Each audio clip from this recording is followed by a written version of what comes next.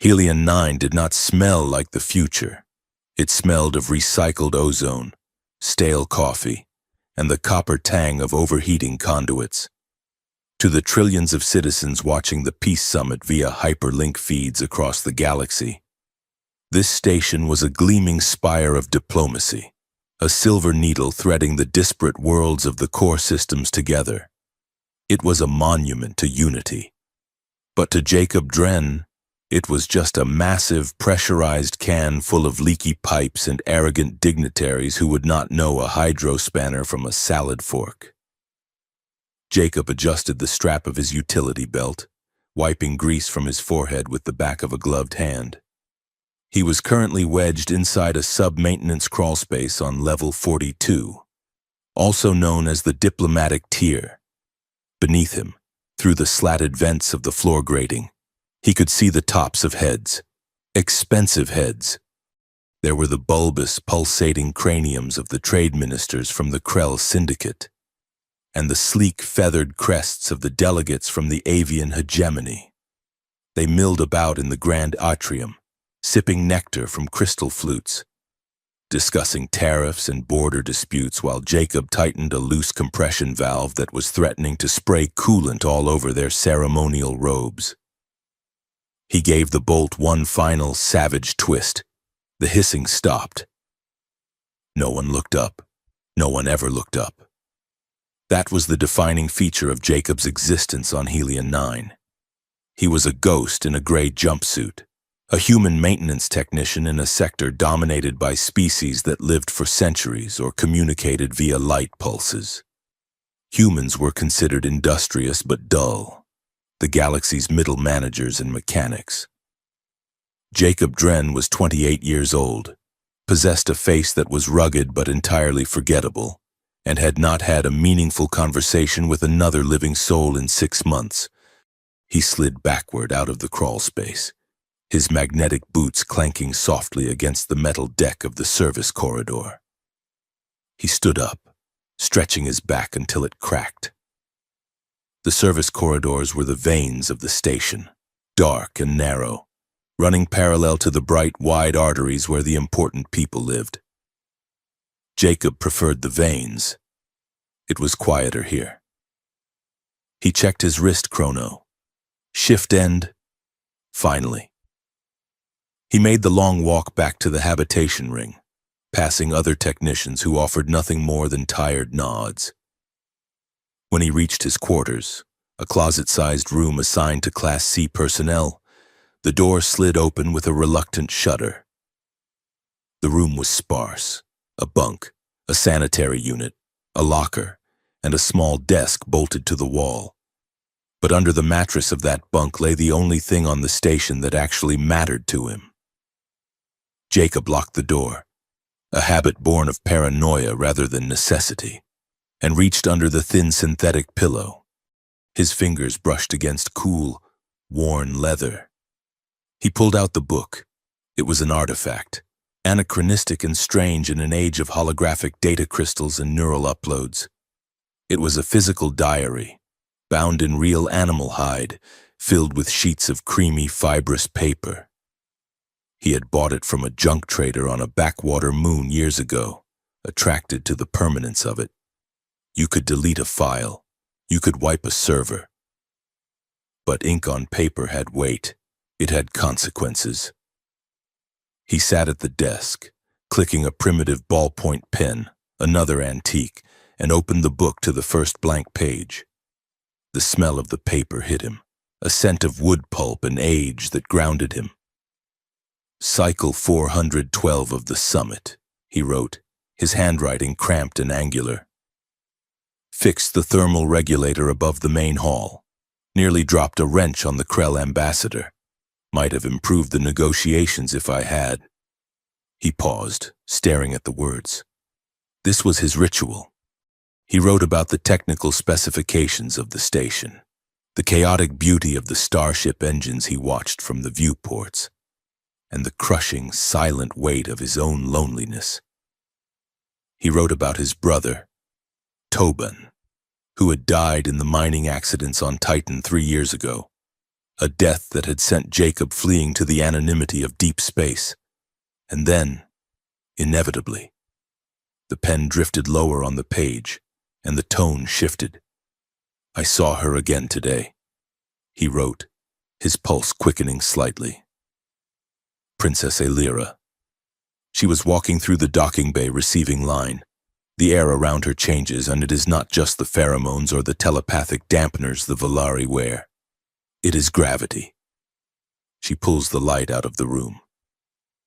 Jacob closed his eyes for a moment, visualizing her. The Valari Empire was an ancient, terrifying civilization built on aesthetic perfection and ruthless mental dominance. They were humanoid but taller, leaner, with skin that seemed to hold an inner luminescence. And Elira was their crown jewel.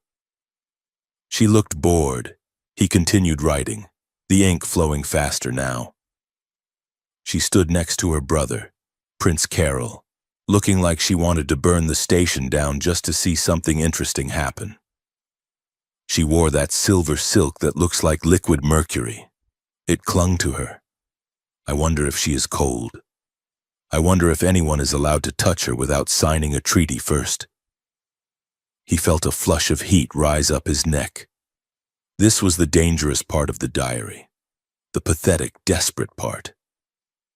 "I imagined meeting her in the zero-gravity garden," he scrawled, pressing hard enough to nearly tear the paper. No guards, no titles, just her eyes. They are violet, but dark, like the edge of a nebula. I imagined her asking me who I was and actually waiting for the answer. I imagined the texture of her skin, if it is cool or warm. I imagined her hand on my chest, her mind brushing against mine, breaking all the protocols. He wrote for another 20 minutes, pouring out a mix of mechanical observations and erotic longing that would have gotten him fired or executed if anyone ever read it. The Valari took their image seriously. A human grease monkey fantasizing about their high princess was likely a capital offense. When he was finished, he closed the book with a heavy thud. He ran his hand over the cover, feeling the secrets locked inside. It was his only friend, the only witness to the fact that Jacob Dren was a complex human being and not just a biological robot designed to turn wrenches. He shoved the diary back under his mattress, stripped off his jumpsuit, and collapsed into a dreamless, exhausted sleep. The next standard day was the Grand Assembly. Attendance was mandatory for all personnel not currently on critical life support duty. The station's rotunda, a massive sphere of transparent aluminum viewing the local star, was packed with thousands of beings. Jacob stood in the back, pressed against a bulkhead, sandwiched between a towering chitinous security drone and a sanitation worker who smelled faintly of lemons and despair. "Attention!" The artificial voice of the station AI boomed overhead. "Please rise for the delegation of the Valari Empire." The massive doors at the far end of the rotunda hissed open. A hush fell over the crowd, a silence so absolute it felt like the air had been sucked into the vacuum outside.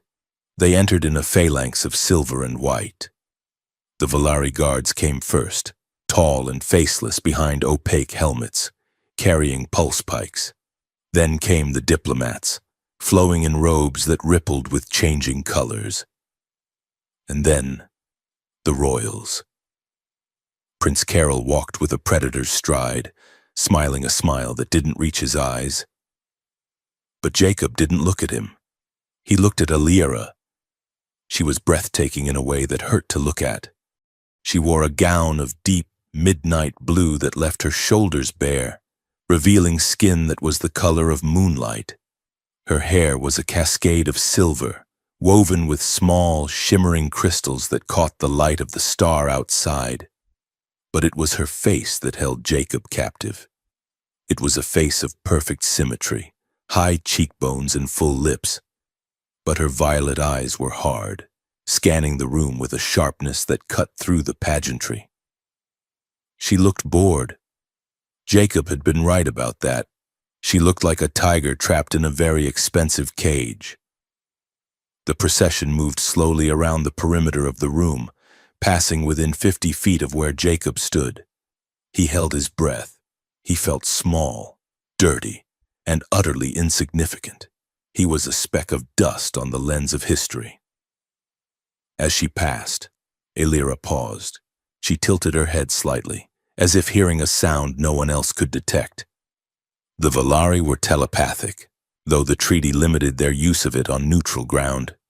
Still, rumors persisted that the royals could peel a mind open like a fruit if they chose to. Her gaze swept over the crowd of onlookers. It passed over the security drone. It passed over the sanitation worker. And then, it stopped on Jacob. Time seemed to distort. The noise of the crowd faded into a dull roar. For 1 second, one impossible, terrifying second, her violet eyes locked onto his. There was no recognition, of course. How could there be?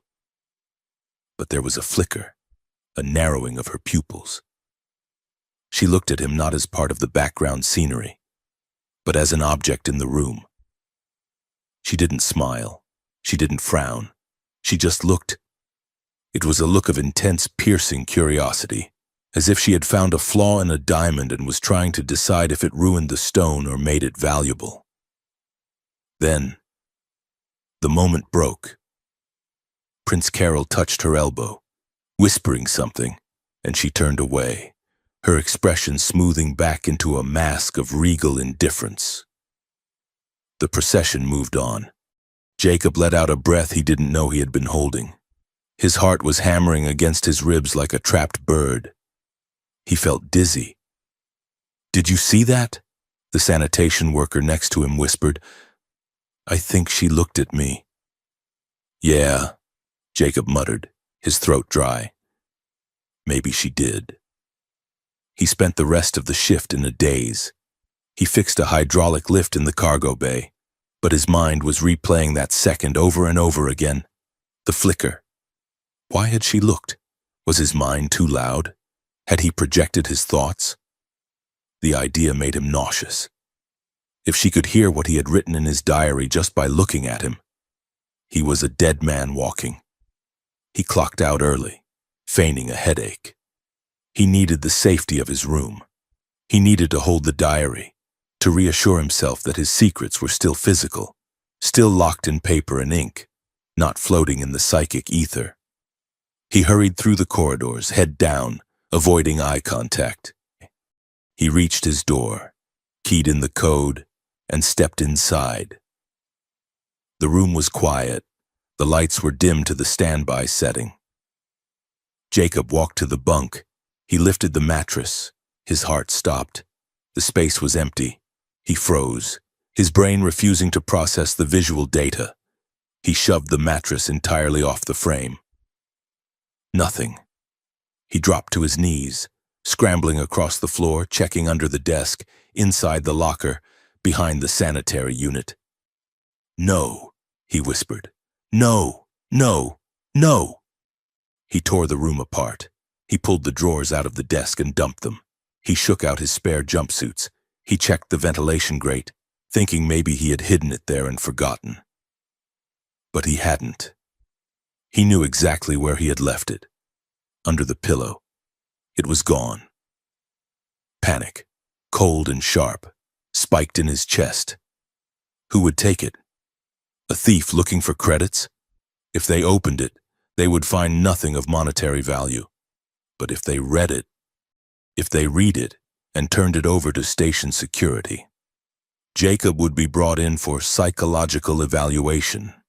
If they turned it over to the Valari delegation, he would simply disappear.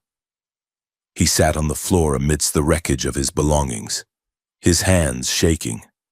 He tried to think. Had he left the door unlocked? No. The log would show an entry. He scrambled to the wall panel and pulled up the door logs. Error. Log data corrupted. Jacob stared at the screen. A cold sweat broke out on his forehead. A glitch or a wipe. He spent the next 4 hours in a state of paralyzed terror. He couldn't report the theft. "Officer, someone stole my book of treasonous smut about a foreign dignitary." He couldn't leave the station. He was trapped. Every time footsteps passed in the corridor outside, he flinched, expecting the door to burst open and armored guards to drag him away. He paced the small room like a caged animal.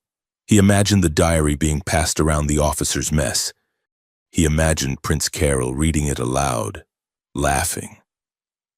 By the time the station's night cycle simulated evening, Jacob was exhausted. His adrenaline crashed into a deep, hollow dread.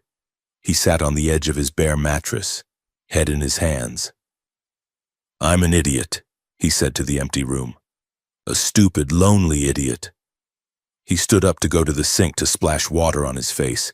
He needed to calm down. He needed to figure out an escape plan. Maybe he could stow away on a freighter bound for the rim. He washed his face, the cold water shocking his system. He dried himself with a rough towel and turned back to the bed to remake it. He stopped. There, sitting precisely in the center of the bare metal bed frame, was the diary. Jacob blinked. He rubbed his eyes and looked again. It was there, the worn leather cover, the frayed edges. It sat there heavy and real, as if it had never left. "What the hell?" he whispered. He approached it slowly, as if it were a bomb. He scanned the room. The door was still locked. The vent was screwed shut. He had been in the room the entire time, except for the 10 seconds his face was buried in a towel. Unless... He looked at the diary again. Had he missed it? Had he been so panicked he just didn't see it? No.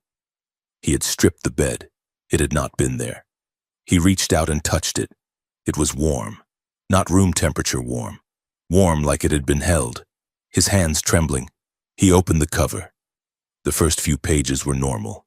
His notes on the ventilation shafts. His sketches of the engine couplings. He flipped through faster, his heart racing. He reached the entry from yesterday. The one about the ceremony. The one about her eyes. It had been annotated. A bright, shimmering ink, gold, or something that looked like liquid light, had been used to underline specific sentences. She pulls the light out of the room, underlined. I wonder if she is cold, underlined. I imagined her hand on my chest, her mind brushing against mine, doubly underlined. Jacob felt the blood drain from his face. He couldn't breathe. Someone had read it. Someone had taken the time to critique his fantasies. He flipped to the very last page, where he had stopped writing the night before. There, written in a script that was elegant, sharp, and terrified him more than any weapon ever could, was a single line of text in that same golden ink. You are not wrong about me. Jacob dropped the book. It hit the floor with a dull slap. He backed away until his back hit the wall. Oh God, he breathed. It wasn't security, it wasn't a thief, it was her. The realization hit him with the force of a physical blow. Princess Elira had his diary, or she had had it. She had been in his room? Impossible. She was guarded by an army, but the Valeri were masters of infiltration, of mind tricks. Had she walked right past him while he was washing his face, or had she used someone else? You are not wrong about me. What did that mean? That she was bored? That she was dangerous? That she wanted to be touched? He felt exposed, flayed open. The most private, shameful, honest parts of his soul had been read by the very subject of his obsession. He felt a mix of crushing humiliation and a bizarre, electric thrill.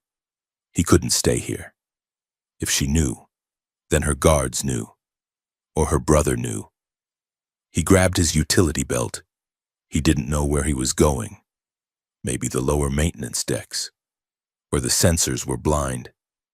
But he had to move. He grabbed the diary, shoving it into his deep pocket. He couldn't leave it behind again. He unlocked the door and peered into the corridor. Empty.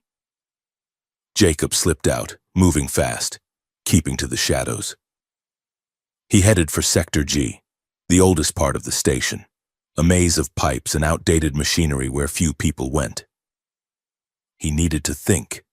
He needed to process the fact that the princess of the Valari Empire had essentially just told him that his erotic fan fiction was accurate. He reached a junction in the service tunnels, an area dimly lit by flickering emergency strips. The air here was thick with steam and the hum of the gravity generators.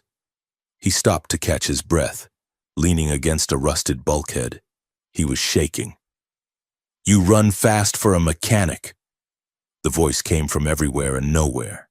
It was soft, melodic, but it carried a weight that vibrated in his teeth. Jacob spun around, his hand instinctively going to the heavy wrench on his belt, though he knew it would be useless. The shadows at the end of the corridor seemed to coalesce. The darkness shifted, folding in on itself. And then she was there. Princess Elira stood 10 feet away. She was not wearing the ceremonial gown. She wore a sleek, dark bodysuit that vanished into the gloom, covered by a hooded cloak. But there was no mistaking the eyes. They glowed faintly in the semi-darkness, violet irises swirling with bioluminescence. She was alone. No guards, no retinue. Just her. Jacob opened his mouth, but no sound came out. He felt like a deer staring down a starship. She took a step toward him. The movement was fluid, silent. She didn't walk. She flowed. "Jacob Dren," she said. She tasted his name, testing the syllables.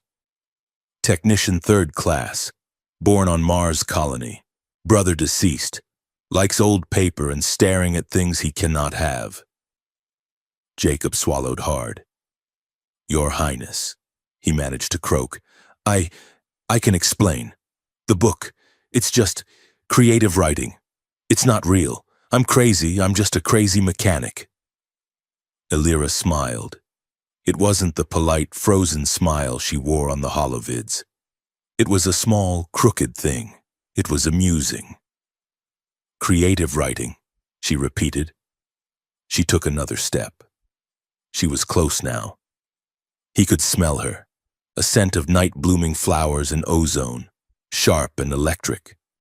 "You have an eye for detail, Jacob. You notice the tension in my jaw during the anthem. You notice that I hate the tea they serve. You notice that I am lonely." She stopped barely a foot from him. She was tall. She looked him in the eye, and he felt that same vertigo he had felt in the rotunda, only 1,000 times stronger. He felt her presence pressing against his mind, a warm, velvet pressure. "I didn't mean to offend you," Jacob whispered, his back pressed against the cold metal of the wall. He was trapped between the machinery and the galaxy's most dangerous woman. "Offend me?" She laughed, a low, throaty sound. "Jacob, on this entire station of liars, spies, and politicians, you are the only person who has written a single word of truth." She reached out. Her hand was slender, her fingers long. Jacob flinched, expecting a blow or a psychic attack. Instead, she reached into the large pocket of his jumpsuit. Her knuckles grazed his hip, sending a jolt of electricity through his nerves that had nothing to do with static. She pulled out the diary. She held it up between them. "You forgot to read the last page," she said softly. "I added a postscript. I didn't look," Jacob stammered. "Read it later," she said. She tapped the cover with a fingernail painted black. "But know this. My brother believes I am in my chambers meditating. My guards are mentally nudged to look the other way. I have roughly 1 hour before anyone notices I am gone." She handed the book back to him. He took it, his fingers brushing hers. Her skin was cool, smooth as polished glass. "Why are you here?" Jacob asked, his fear momentarily overridden by confusion. Why me? I'm nobody. Illyra's expression shifted. The amusement faded, replaced by an intensity that burned. She stepped in, eliminating the gap between them. He could feel the heat radiating from her body. She was not a statue. She was alive, and she was terrifyingly close. You are nobody, she agreed, her voice dropping to a whisper that seemed to echo inside his skull. That is exactly why you are the only one I can trust. And because... She paused, her gaze dropping to his lips, then back up to his eyes. The violet in her irises swirled faster. Because you wondered if I was cold, she whispered. And I am tired of being cold. The air in the corridor seemed to thicken. The hum of the generators faded away. There was only her, the scent of her, the gravity of her. She leaned in, her lips brushing his ear. He shivered, every nerve ending in his body standing at attention. Come to my room, she murmured. It wasn't a request. It wasn't a suggestion. The words carried a psychic weight that bypassed his logic centers and went straight to his hindbrain. It was a command wrapped in velvet. It was a summons. Now. The transition from the humid, grease-stained air of the service corridors to the Valari diplomatic sector was like stepping through a membrane between worlds. Jacob Dren followed 2 paces behind Princess Illyra, his head down, his heart hammering a frantic rhythm against his ribs. They passed Valari guards, tall, silent sentinels in white armor that looked more grown than forged, who did not so much as twitch as their royal charge walked past with a dirty human mechanic in tow. It was a testament to her power. She did not need to give verbal orders. A subtle push of her mind was enough to render them invisible to the security detail. They reached a massive door of pearlescent metal that dissolved into mist at her approach, reforming solid the moment they stepped through. Jacob stopped. He had spent 10 years fixing air scrubbers and unclogging waste recyclers on Helion 9. He knew the station's guts, but he had never imagined it had a heart like this. Illyra's chambers were not a room. They were a biosphere.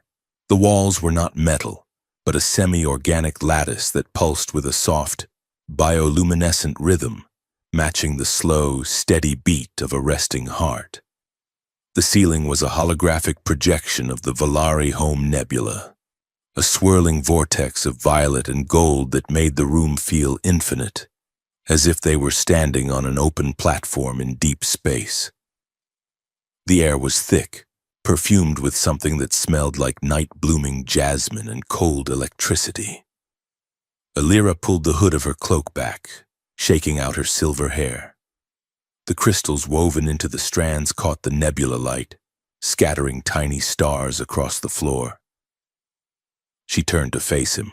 The playfulness he had seen in the dark corridor was gone, replaced by a regal, terrifying stillness.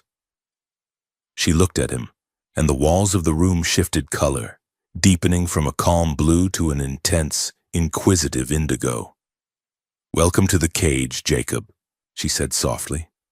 Jacob stood awkwardly by the entrance, his boots leaving faint oil smudges on the pristine white floor. He felt acutely aware of his grime, his poverty, his humanity.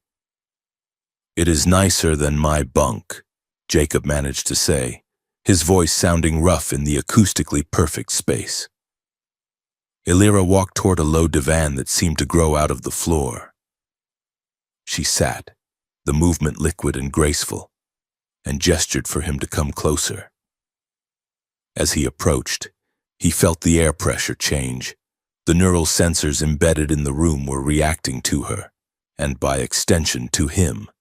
He felt a hum in his teeth, a static charge that raised the hair on his arms. "Come closer," she commanded, though her voice was a whisper. "I want to see the man who thinks he knows me." Jacob stopped 3 feet from her. He could see the faint, intricate patterns of gold bioluminescence beneath her skin, tracing the lines of her nervous system. She was beautiful, yes, but up close. The alien nature of her perfection was overwhelming. It triggered a primal instinct in him, part desire, part flight. "I never said I knew you, Your Highness," Jacob said, clutching his hands behind his back to stop them from shaking. "I just wrote what I saw." "You wrote what you felt," she corrected. She leaned forward, her violet eyes locking onto his. "You wrote that I looked like a sculpture that was tired of being admired. You wrote that my brother looks at me like a prize horse he intends to sell. You wrote—" She paused, a small, dangerous smile playing on her lips. "You wrote that you wondered what I taste like." Jacob felt the blood rush to his face, hot and stinging. That was private. It was a diary. It wasn't meant for the subject," Elira cut in.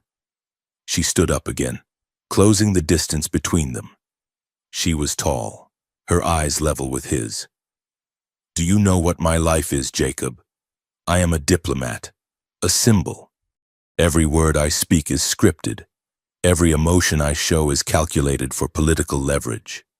Millions of beings look at me every day, but they do not see me. They see a treaty. They see a weapon. They see a princess." She reached out, her cool fingers tracing the line of his jaw. The touch sent a shockwave through him, not just physical but mental. He felt a flash of imagery that wasn't his. A cold, white room, a feeling of suffocating silence, a child crying without sound. It vanished as quickly as it came. "You are a voyeur, Jacob Dren," she whispered, her thumb brushing his lower lip. "You watched me from the shadows. You dissected me in your little book." "I'm sorry," Jacob breathed, unable to look away. "Don't be," she said fiercely. "Because you were right, about everything. You are the only person on this entire station who saw the truth. You saw the cracks in the porcelain." Her voice dropped, losing its imperious edge. "Thank you." The vulnerability in her voice broke the trance of her status. Suddenly, she wasn't the terrifying Valari princess. She was just a woman standing in a room that was too big for her, looking for a lifeline. "You're lonely," Jacob said. It wasn't a question. Elira turned away, walking toward the panoramic window that looked out over the station's docking pylons. Lonely is a human word. It implies a lack of company. I have company. I have guards, advisors, suitors. What I have is isolation, absolute crushing isolation. She placed a hand on the transparent material. "This summit, it is a farce. They talk of peace, but their minds scream of war. I can hear them. Jacob, the Valari telepathy is dampened here, but not gone. I hear the Krell ambassador lusting after our mineral rights. I hear the avian delegates plotting to blockade our trade routes. And I hear my brother." She shuddered. Carol's mind is a pit of snakes. He smiles at the peace table, but his thoughts are full of fire and blood. Jacob moved to stand beside her, careful not to touch her, but close enough to share the view. "Why don't you tell them, if you can hear their lies?" "Because the truth is irrelevant in politics," she said bitterly. "If I accuse them, I am hysterical. If I use my telepathy to prove it, I am a violator of the treaty. I am trapped. Until I read your book." She turned to him, her expression intense. "You wrote about hypocrisy. You called the Grand Chancellor a pompous gasbag in a gilded robe. You wrote that the peace treaty was just a ceasefire to reload weapons." She laughed, a genuine, sparkling sound. I have never laughed so hard in my life. The tension in the room shifted. It wasn't fear anymore. It was magnetism. The air between them grew heavy, charged with a potential energy that threatened to arc. "I'm just a mechanic," Jacob said, his voice rough. I don't know anything about empires. You know people, Elira murmured. She stepped closer, crowding him against the viewport. The starlight outside framed her silhouette. And you want me. Do not try to deny it, I can feel it. It is a heat in your mind, a bright, burning red. Jacob swallowed. It's forbidden. It's treason. I am the law, she whispered, and I am asking you. She placed both hands on his chest. The fabric of his jumpsuit was no barrier to the sensation. He felt her mind press against his, a velvet weight that demanded entry. It wasn't invasive. It was an invitation. Jacob, she said, her voice bypassing his ears and echoing directly in his auditory cortex. Show me. She didn't wait for him to answer. She leaned up and kissed him. It wasn't like kissing a human woman. It was an event. The moment her lips touched his, the physical world dissolved. Jacob was no longer standing in a room on Helion 9. He was floating in a sea of violet light. He felt her taste, cool mint and electricity. But more than that, he felt her. A flood of emotions crashed into him, raw and unfiltered. He felt the crushing weight of her crown, the cold discipline of her upbringing, the desperate, clawing need to be seen, to be held, to be messy and imperfect. And she felt him. He knew she was seeing his memories, the dust of Mars, the grief for his brother, the years of invisibility, the nights spent writing in the diary because it was the only way to keep from screaming. The psychic connection created a feedback loop. His desire fed hers, her loneliness fed his. It was a spiral of sensation that was almost too much to bear. Vivid dreams flashed between them in the span of a second. Images of them running through a forest of crystal trees, of them lying together on a beach of black sand, of them growing old in a house with a creaky roof. He wrapped his arms around her, pulling her close, anchoring her. She gasped against his mouth, her psychic barriers collapsing completely. For a moment, they were one entity, a fused consciousness of human grit and alien grace. When they finally broke apart, gasping for air, the room was spinning. The bioluminescent walls were flashing a chaotic, rapid pulse of crimson and gold. Elira leaned her forehead against his chest, trembling. I have never, she whispered. I have never let anyone in that deep. Jacob held her, his hands tangling in her silver hair. He felt drunk. He felt powerful. You're not alone, he said, his voice fierce. Not anymore. She looked up at him, her eyes blown wide, the violet swirling like a storm. No, she said. I suppose I am not. The morning shift buzzer on Jacob's wrist chrono was the ugliest sound in the universe. He woke up in his own bunk. He didn't remember walking back. The last few hours were a blur of whispered confessions, touches that burned like brands, and a final lingering kiss at the service entrance to her sector before she pushed him gently back into his world. He sat up, groaning. The small gray room looked even more prison-like than usual. The smell of recycled air was offensive after the jasmine-scented atmosphere of her chambers. He felt hollowed out, yet electrically charged, his skin still humming from the residue of her psychic field. He had to go to work.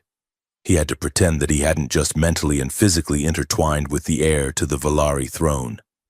He showered, dressed, and stumbled toward the mess hall on level 30. He needed coffee, black, sludge-thick coffee. The mess hall was crowded with the morning rush. Technicians, loaders, and lower-level clerks were shoveling synthetic protein into their mouths before their shifts. Jacob grabbed a tray and found a corner table, trying to make himself small.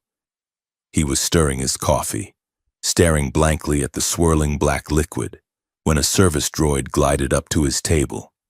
It was a standard Unit 7, a humanoid chassis with a bland plastic face, usually programmed to bus tables. More sweetener, sir? The droid asked. Its voice was the standard metallic monotone. No thanks, Jacob muttered, not looking up. The droid didn't move. It leaned in closer, its servos whirring softly. The sweetener is mandatory, the droid said. Jacob looked up, frowning. What? The droid's eyes, usually a passive blue, flickered with a momentary red glitch. When it spoke again, the voice was lower, layered with a frequency that made Jacob's teeth ache. It wasn't the droid speaking. It was a transmission being piped through its vocabulator. You have been seen. Jacob Dren. Jacob froze, his hand tightening on the coffee cup until his knuckles turned white. He looked around. No one else was paying attention. The noise of the cafeteria continued unabated. Who is this? Jacob whispered. You left the maintenance shadows, the droid hissed, its plastic lips not moving in sync with the words. You entered the royal sector at 0200 hours. You exited at 0500. The cameras were looped, but thermal residue does not lie, and neither do the eyes of the silent guard. I was fixing a vent, Jacob lied, his heart hammering. You were fixing loneliness, the droid said, the phrase chillingly poetic for a machine. You are a liability now. The prince knows she has a pet. He does not know which pet yet, but he is hunting. If you value your carbon-based existence, you will sever the connection, or we will serve it for you, at the neck. The droid straightened up, its eyes returning to a placid blue. Enjoy your meal, sir, it said cheerfully, then glided away to clear a tray from the next table. Jacob sat there, the blood drained from his face. The coffee in front of him had gone cold. He wasn't just a mechanic anymore. He was at a loose end. He spent the morning shift in a state of high paranoia. Every shadow looked like an assassin. Every sudden noise made him jump. He was working on a sub-relay near the reactor core when his personal comms unit buzzed. It was a text-only frequency, usually reserved for emergency override codes. The message was brief. Level 9. Old hydroponics. Now. There was no signature. There didn't need to be. Level 9 was a ghost town. It was an abandoned section of the station, intended for agriculture that never got funded. It was a jungle of overgrown, mutated vines and flickering UV lights. The air was thick with humidity and the smell of rotting vegetation. Jacob pushed through a hanging curtain of moss, his flashlight beam cutting through the gloom. Elira? He called out softly. She stepped out from behind a rusted water tank. She was dressed in practical gear, a dark jumpsuit similar to his, her silver hair braided tight against her scalp. She looked tired. The glowing vitality of the previous night was dimmed, her skin pale. You came, she said, sounding relieved. A droid threatened to cut my head off over breakfast, Jacob said, holstering his flashlight. I figured I didn't have much to lose. Elira grimaced. Carol's agents. They are using the station's own network against us. I told you, the walls have ears. They said they saw me, Jacob said, stepping closer.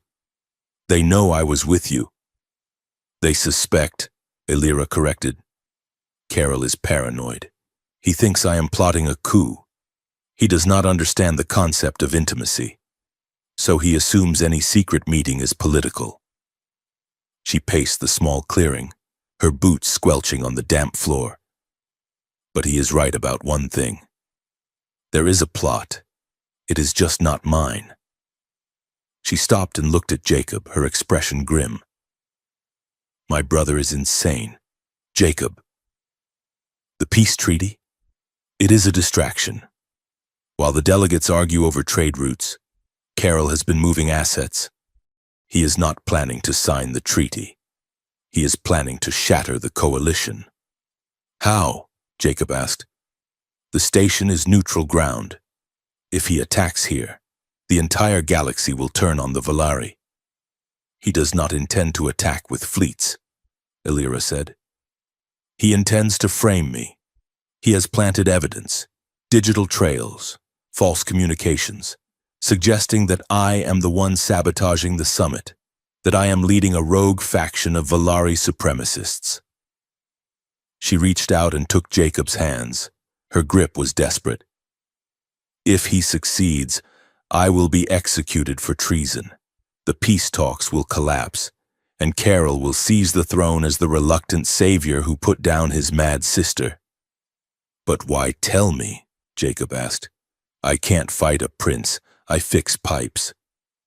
Because I cannot trust my own guard, she said. Their neural pathways are compromised. I can feel Carol's influence itching at the back of their minds. But your mind is yours. It is chaotic, messy, and beautifully stubborn. You are the only variable he hasn't accounted for. She squeezed his hands. I need you, Jacob. Not just because you see me, but because you see the station. You know the veins, the vents, the hidden paths. I need to get to the central data core to find the proof of his sabotage. But I cannot walk through the front door. I need a ghost. Jacob looked at her. He saw the fear in her violet eyes, but also the steel. She wasn't asking him to just hide her. She was asking him to go to war. He thought about the droid. He thought about the years of being invisible. He thought about the diary and the sentence she had written. You are not wrong about me. If we do this, Jacob said slowly, there is no going back. I can never go back to my bunk. I can never go back to being a nobody. No, Illyra said softly. You cannot, but you will be alive, and you will be with me. Jacob took a breath of the heavy, humid air. It smelled of rot, but also of growth. Okay, he said. Okay. I'm in. Illyra exhaled, a tension leaving her shoulders. She stepped in and kissed him, brief and hard, a seal on a pact. Good, she said, pulling back. Because we have to move. Carol has moved the timeline up. We do not have days. Jacob, we have hours. Where do we start? We need to go down, she said, pointing to the floor, toward the deep, dark bowels of the station. Carol is hiding something in the waste processing levels, something he brought on board that bypassed the scanners. I can feel it pulsing. It feels like sickness.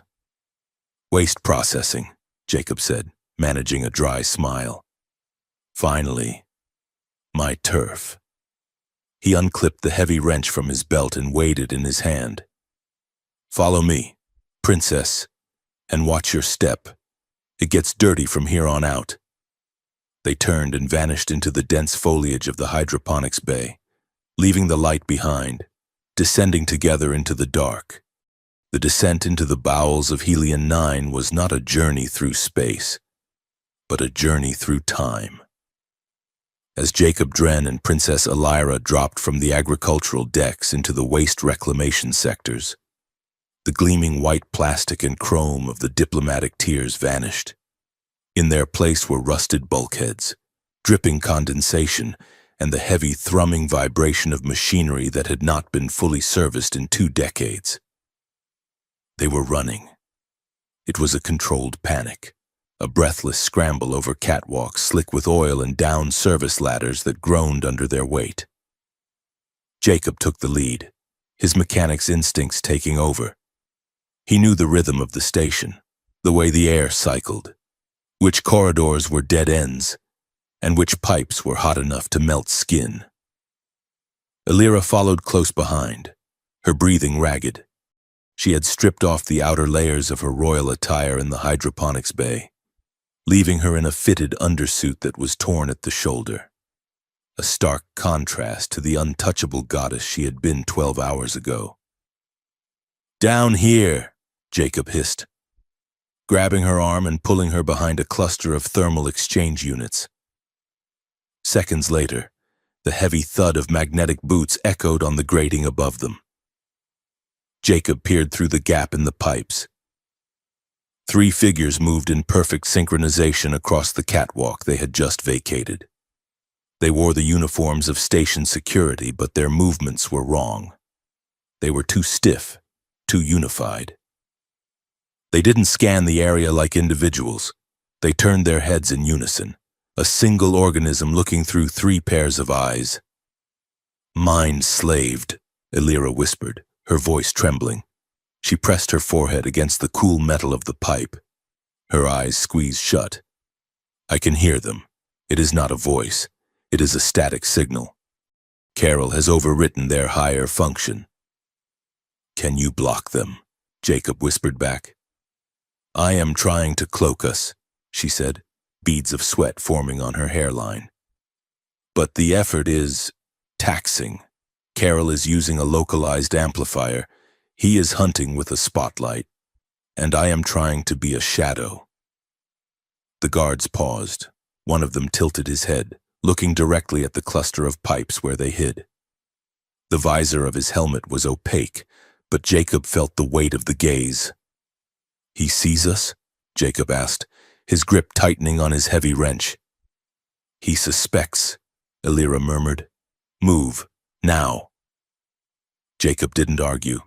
He kicked open a floor grate, dragging it aside with a screech of metal that sounded like a gunshot in the quiet dark. He motioned for her to drop. She slid into the darkness below, and he followed, pulling the grate back into place just as the pulse fire began to chew up the metal where they had been standing. They landed in a narrow maintenance crawl space, a tunnel barely 3 feet high, lined with fiber optic cables. They scrambled on hands and knees, the air hot and smelling of burnt ozone. "They are hurting us," Jacob gasped, crawling rapidly. "They are cutting off the lifts to the upper decks." "Then we go deeper," Illyra said from behind him. "To the keel." They crawled for what felt like miles. The space was claustrophobic, forcing an intimacy that was both terrifying and electric. Every time they stopped to listen for pursuit, their bodies were pressed together in the dark. Jacob could feel the heat of her, the rapid beat of her heart against his back when they huddled still. They eventually collapsed into a small alcove where the crawl space widened into a junction box for the station's gravity stabilizers. Jacob slumped against the wall, wiping grime from his eyes.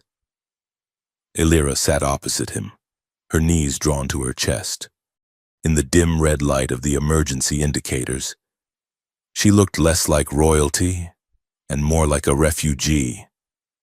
"You are bleeding," Jacob said, pointing to a scrape on her cheek.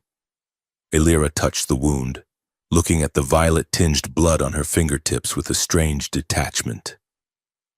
"I have never bled before," she said softly. "The royal physicians heal any imperfection before it scars. Pain is educational." "We need to keep moving," Jacob said, though his body screamed for rest. "If they box us in down here, we starve, or they gas us out." "Talk to me, Jacob," she said suddenly. Her eyes were fixed on him, urgent and wide. "Distract me. The static in my head, the hunt, is getting louder. I need an anchor, and I need your voice." Jacob blinked. "What do you want me to say?" "Tell me about the brother," she said. "The one you lost." Jacob looked away, staring at the tangled cables. Toban. He was older, smarter. He was the one who was supposed to leave the system. I was the one who was supposed to stay on the dirt and fix tractors. What happened? "Titan," Jacob said, the word tasting like ash. "Methane collapse in Sector 4. The company said it was a seismic anomaly. It wasn't. It was a faulty sensor they were too cheap to replace. I found the logs later. That's why I carry the diary. Because digital logs can be edited. Paper doesn't lie." He looked at her. He died in the dark. Elira, waiting for a rescue that wasn't coming. That is why I hate this station. It is just a prettier version of the same lie. Shinier walls, same rot underneath. Elira reached across the narrow space and took his hand. Her touch was grounding, pulling him out of the memory. You are wrong, she whispered. He did not die alone. You were with him. You are still with him. I can feel the shape of him in your mind. It is a bright scar. And you? Jacob asked, his voice rough. What is your scar? I do not have scars, she said bitterly. I have protocols. I was raised in the spire of whispers. Do you know what that is? Jacob shook his head. It is a nursery for the telepathic elite, she said. From the moment I was born, I was never alone. I was connected to 1,000 other minds, instructors, siblings, guards. I learned to think in a chorus. Privacy was considered a sickness. Individuality was a defect. I had to learn to build walls inside my own skull just to have a single thought that was mine. She squeezed his hand hard enough to bruise. That is why I looked at you, Jacob, in the crowd. Your mind. It was so quiet. It was a locked room, and I wanted to be inside it. The confession hung in the air, heavy and raw. The distance between them, mechanic and princess, had evaporated completely. They were just two broken things trying to survive the dark. We should move, Jacob said, his voice thick. I know a place, an old observation dome near the exterior hull.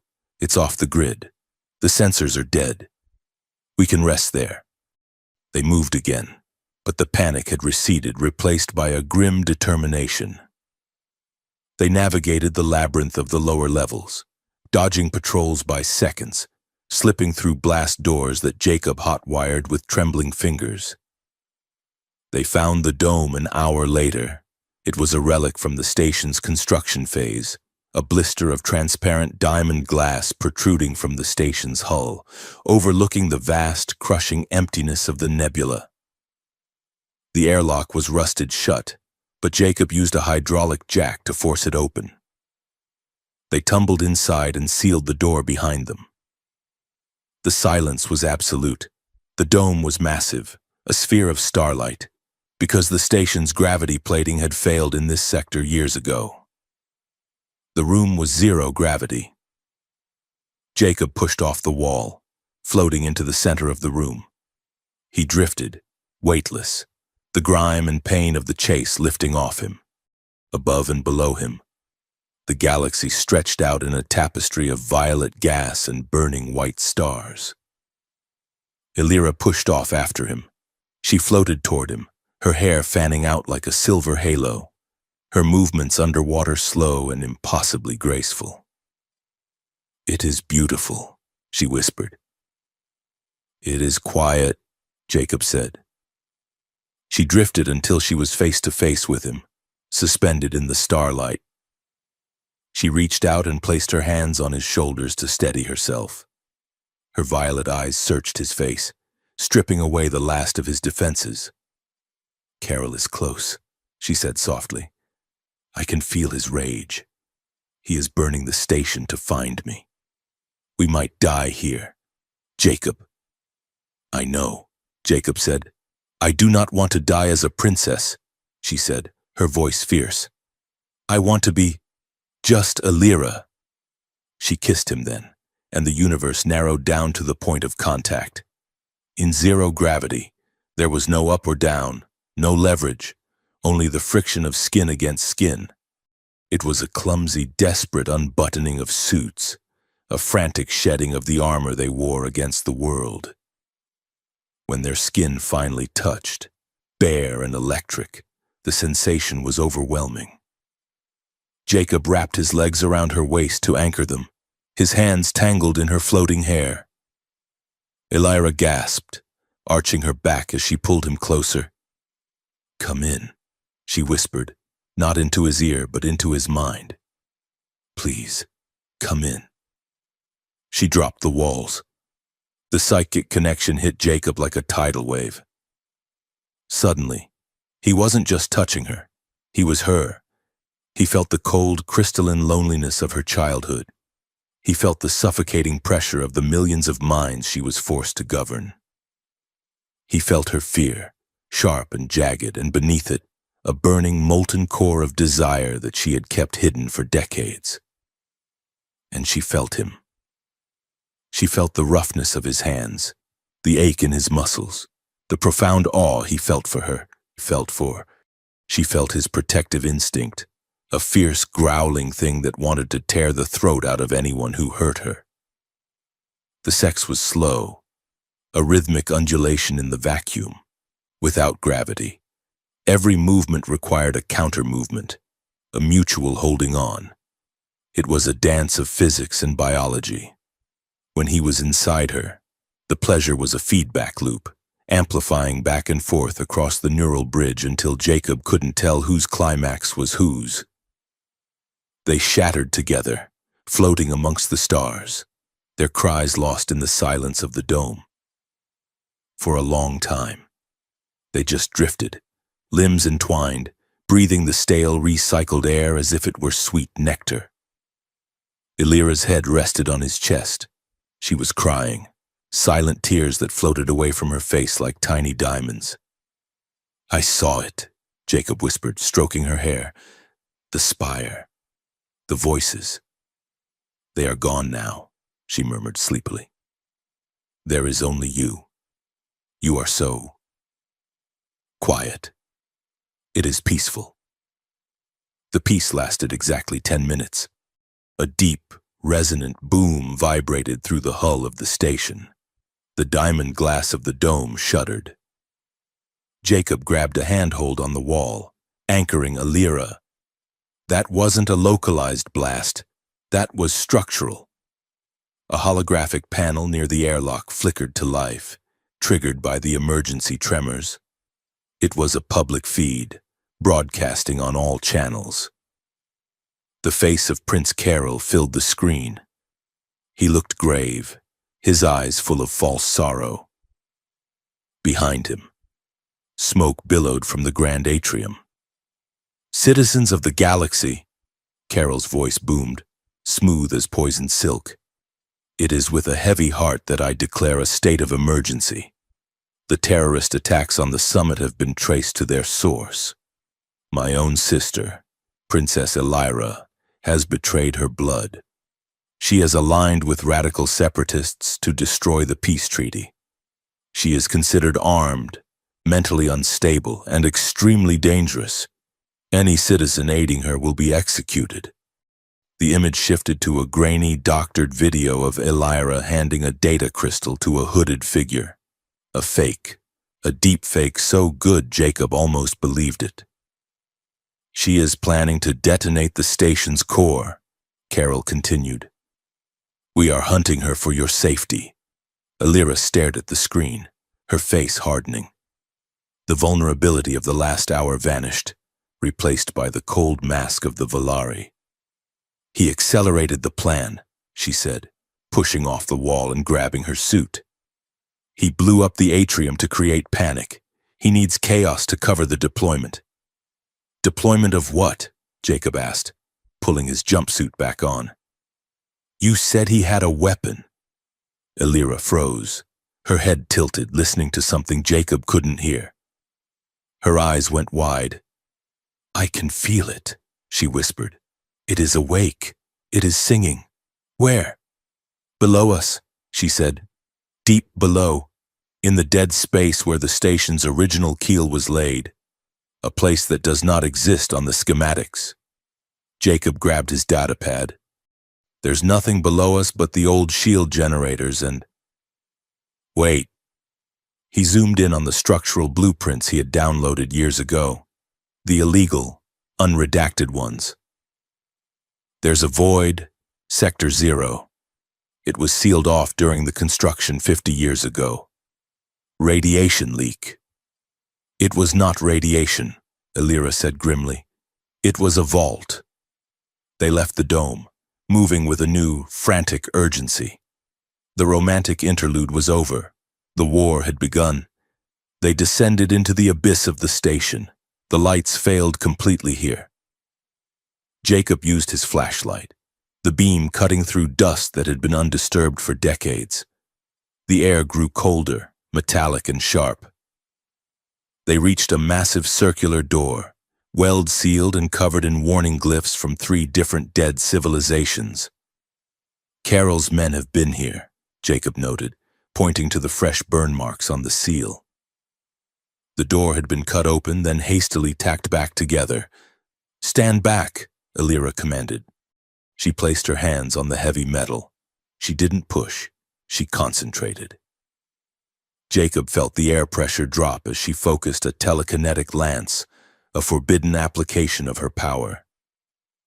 The metal groaned, then screamed as the welds sheared. The door swung inward with a crash that shook the floor. Inside, the vault was a cavern of shadows.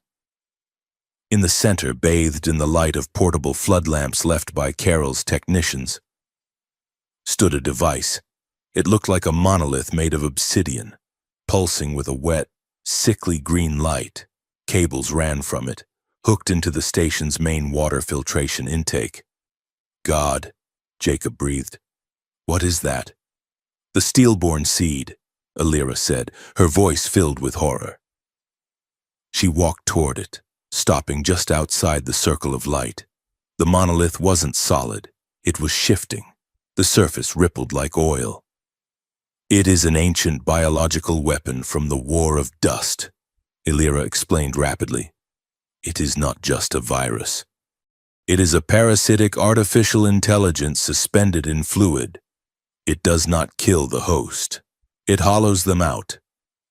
She pointed to a canister attached to the side of the monolith. It was cracked.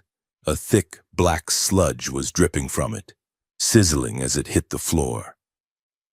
"It infects the neural cortex," she continued. "It deletes the personality, the memory, the soul, and replaces it with a single command loop. Obedience. Absolute, unthinking obedience. Carol intends to turn the entire peace summit, all the leaders, all the diplomats into a hive mind under his control. He will not just rule an empire, he will rule puppets." Jacob moved closer to the leak. He shined his light on the black sludge. It was moving. Tiny, microscopic tendrils were reaching out, feeling the air. "It's hooked into the water supply," Jacob realized, his stomach turning over. "The main intake for the station. If that black stuff gets into the filtration system, it becomes an aerosol," Illyra finished. "Every shower, every drinking fountain, every humidifier on Helion 9 becomes a delivery system. Within hours, everyone on this station will be a husk." Suddenly, the black sludge on the floor surged. It wasn't just dripping, it was reacting to their presence. It lashed out like a snake. Jacob jumped back, narrowly missing being touched by the substance. Where it hit his boot, the leather hissed and turned gray. "It is leaking faster than he anticipated," Illyra said. "Or he damaged it when he installed it. It does not matter. The containment is failing."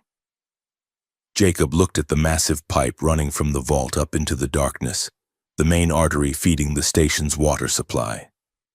The black sludge was inching toward the intake valve. "We can't just shut it off," Jacob said, scanning the machinery. "The controls are overridden, hard-locked." "Then we destroy it," Illyra said.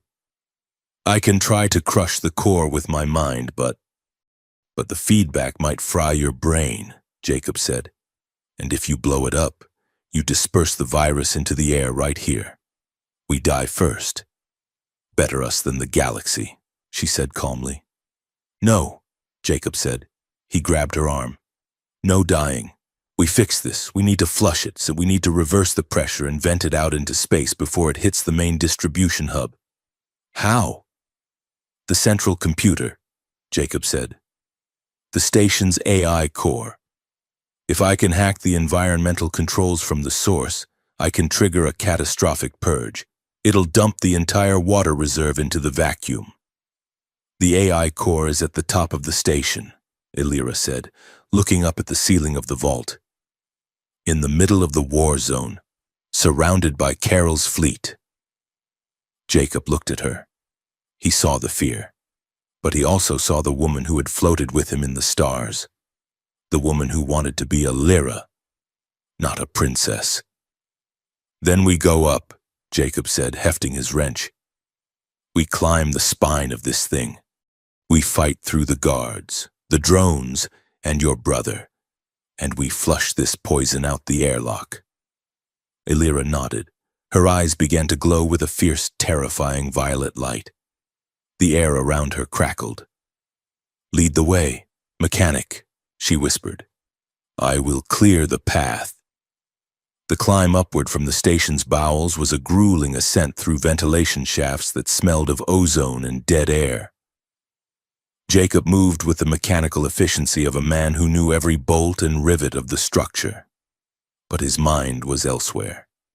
It was still down in the vault, staring at the pulsing, oily blackness of the steel-born seed. Illyra followed close behind him. She was silent, but her presence was a loud, humming static at the base of his skull. Since their union in the observation dome, the psychic wall between them had not fully reformed. He could feel her anxiety fluttering like a trapped bird, and beneath it the cold, hard steel of her resolve. They emerged into Sector 12, the restricted archives. This was where the summit stored its secrets, the blackmail material, the trade route algorithms, the dirty laundry of 100 civilizations. The door is bio-locked, Jacob whispered, peering around the corner of a server bank. Valerie encryption. I can't hotwire this. It detects pulse, retinal patterns, and genetic markers. Illyra stepped forward, wiping soot from her face. It was designed to keep me out, she said softly. But Carol forgets that we share the same blood. She approached the console. It was a sleek slab of obsidian glass. She didn't just place her hand on it. She sliced her thumb with a small, sharp piece of metal she had scavenged from the lower levels. She pressed the bleeding digit against the glass. The console flashed red, then cycled to a grudging amber.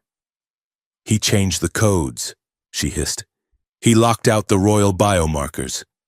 He can't change the hardware, Jacob said, sliding in beside her. He popped the maintenance panel off the wall beneath the console. The bioscanner is just a fancy switch. If the switch says no, we just need to confuse the circuit into thinking it said yes. He worked fast, stripping wires and bridging the connection with his multi-tool. Keep your hand on the scanner, feed it the blood. I'm going to loop the verification signal. A spark jumped from the wires, stinging Jacob's hand, but he held firm. The console let out a low, harmonic chime. The amber light bled into green. The heavy blast doors hissed and parted. The archive was freezing. Rows of crystalline data towers stretched up into the darkness, humming with the collective knowledge of the galaxy. We need the transaction logs, Illyra said, moving toward the central interface. If Carol brought the weapon on board, there would be a paper trail. He is arrogant.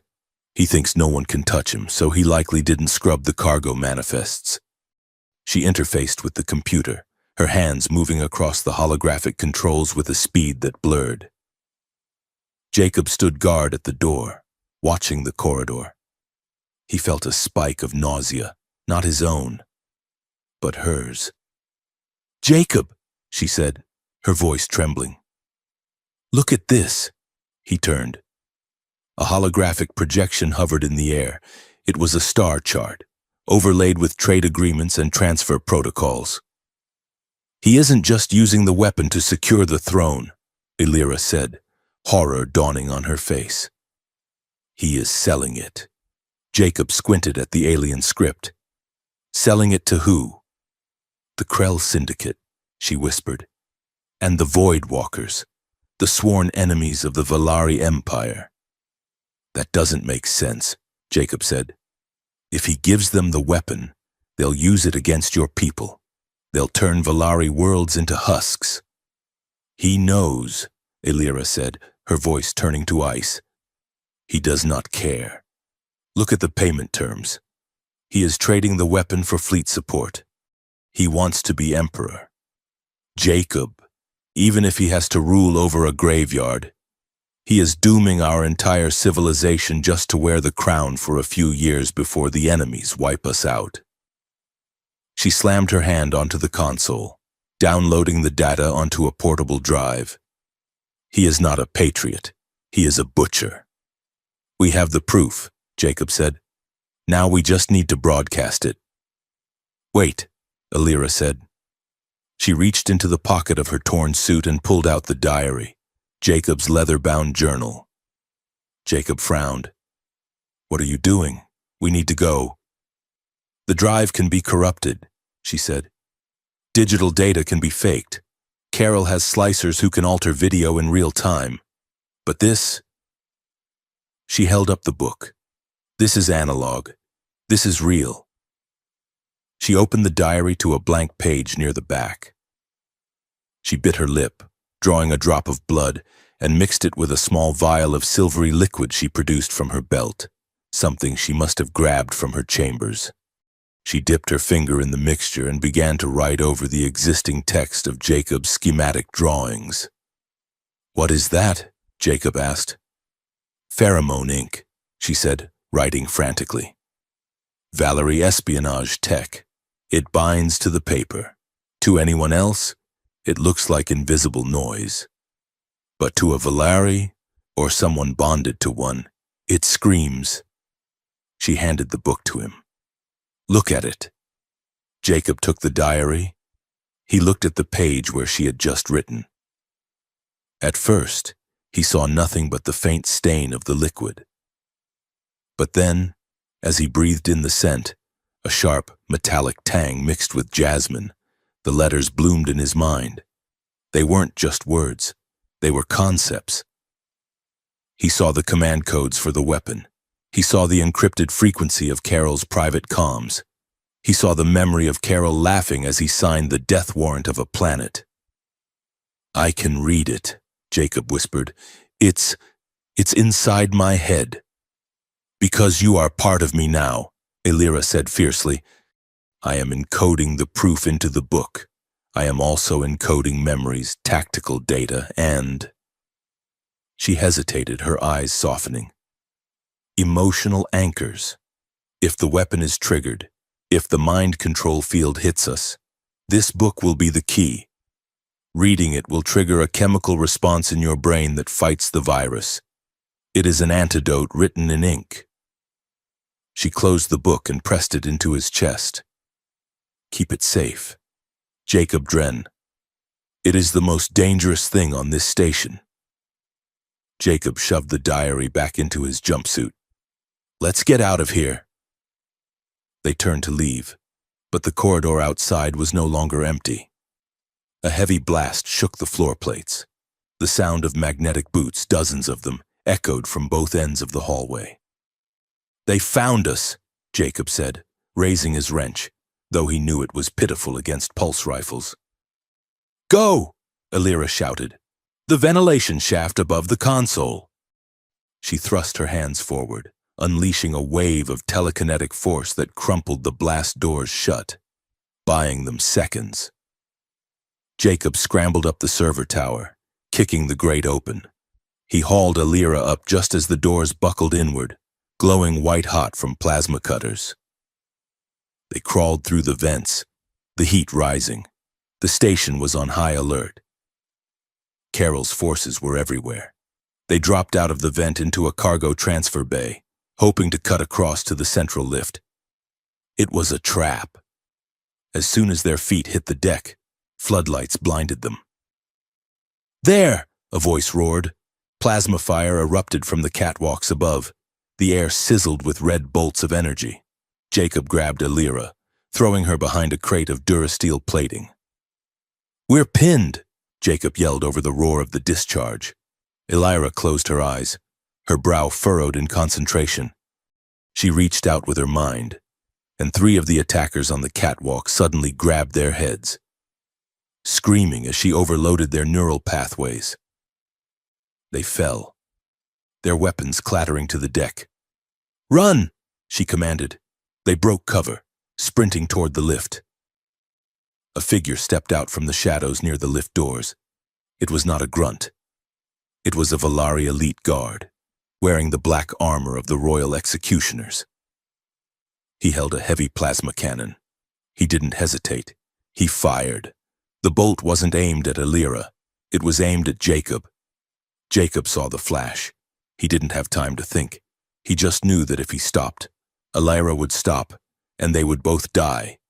He dove, trying to roll under the shot. He wasn't fast enough. The plasma bolt grazed his side.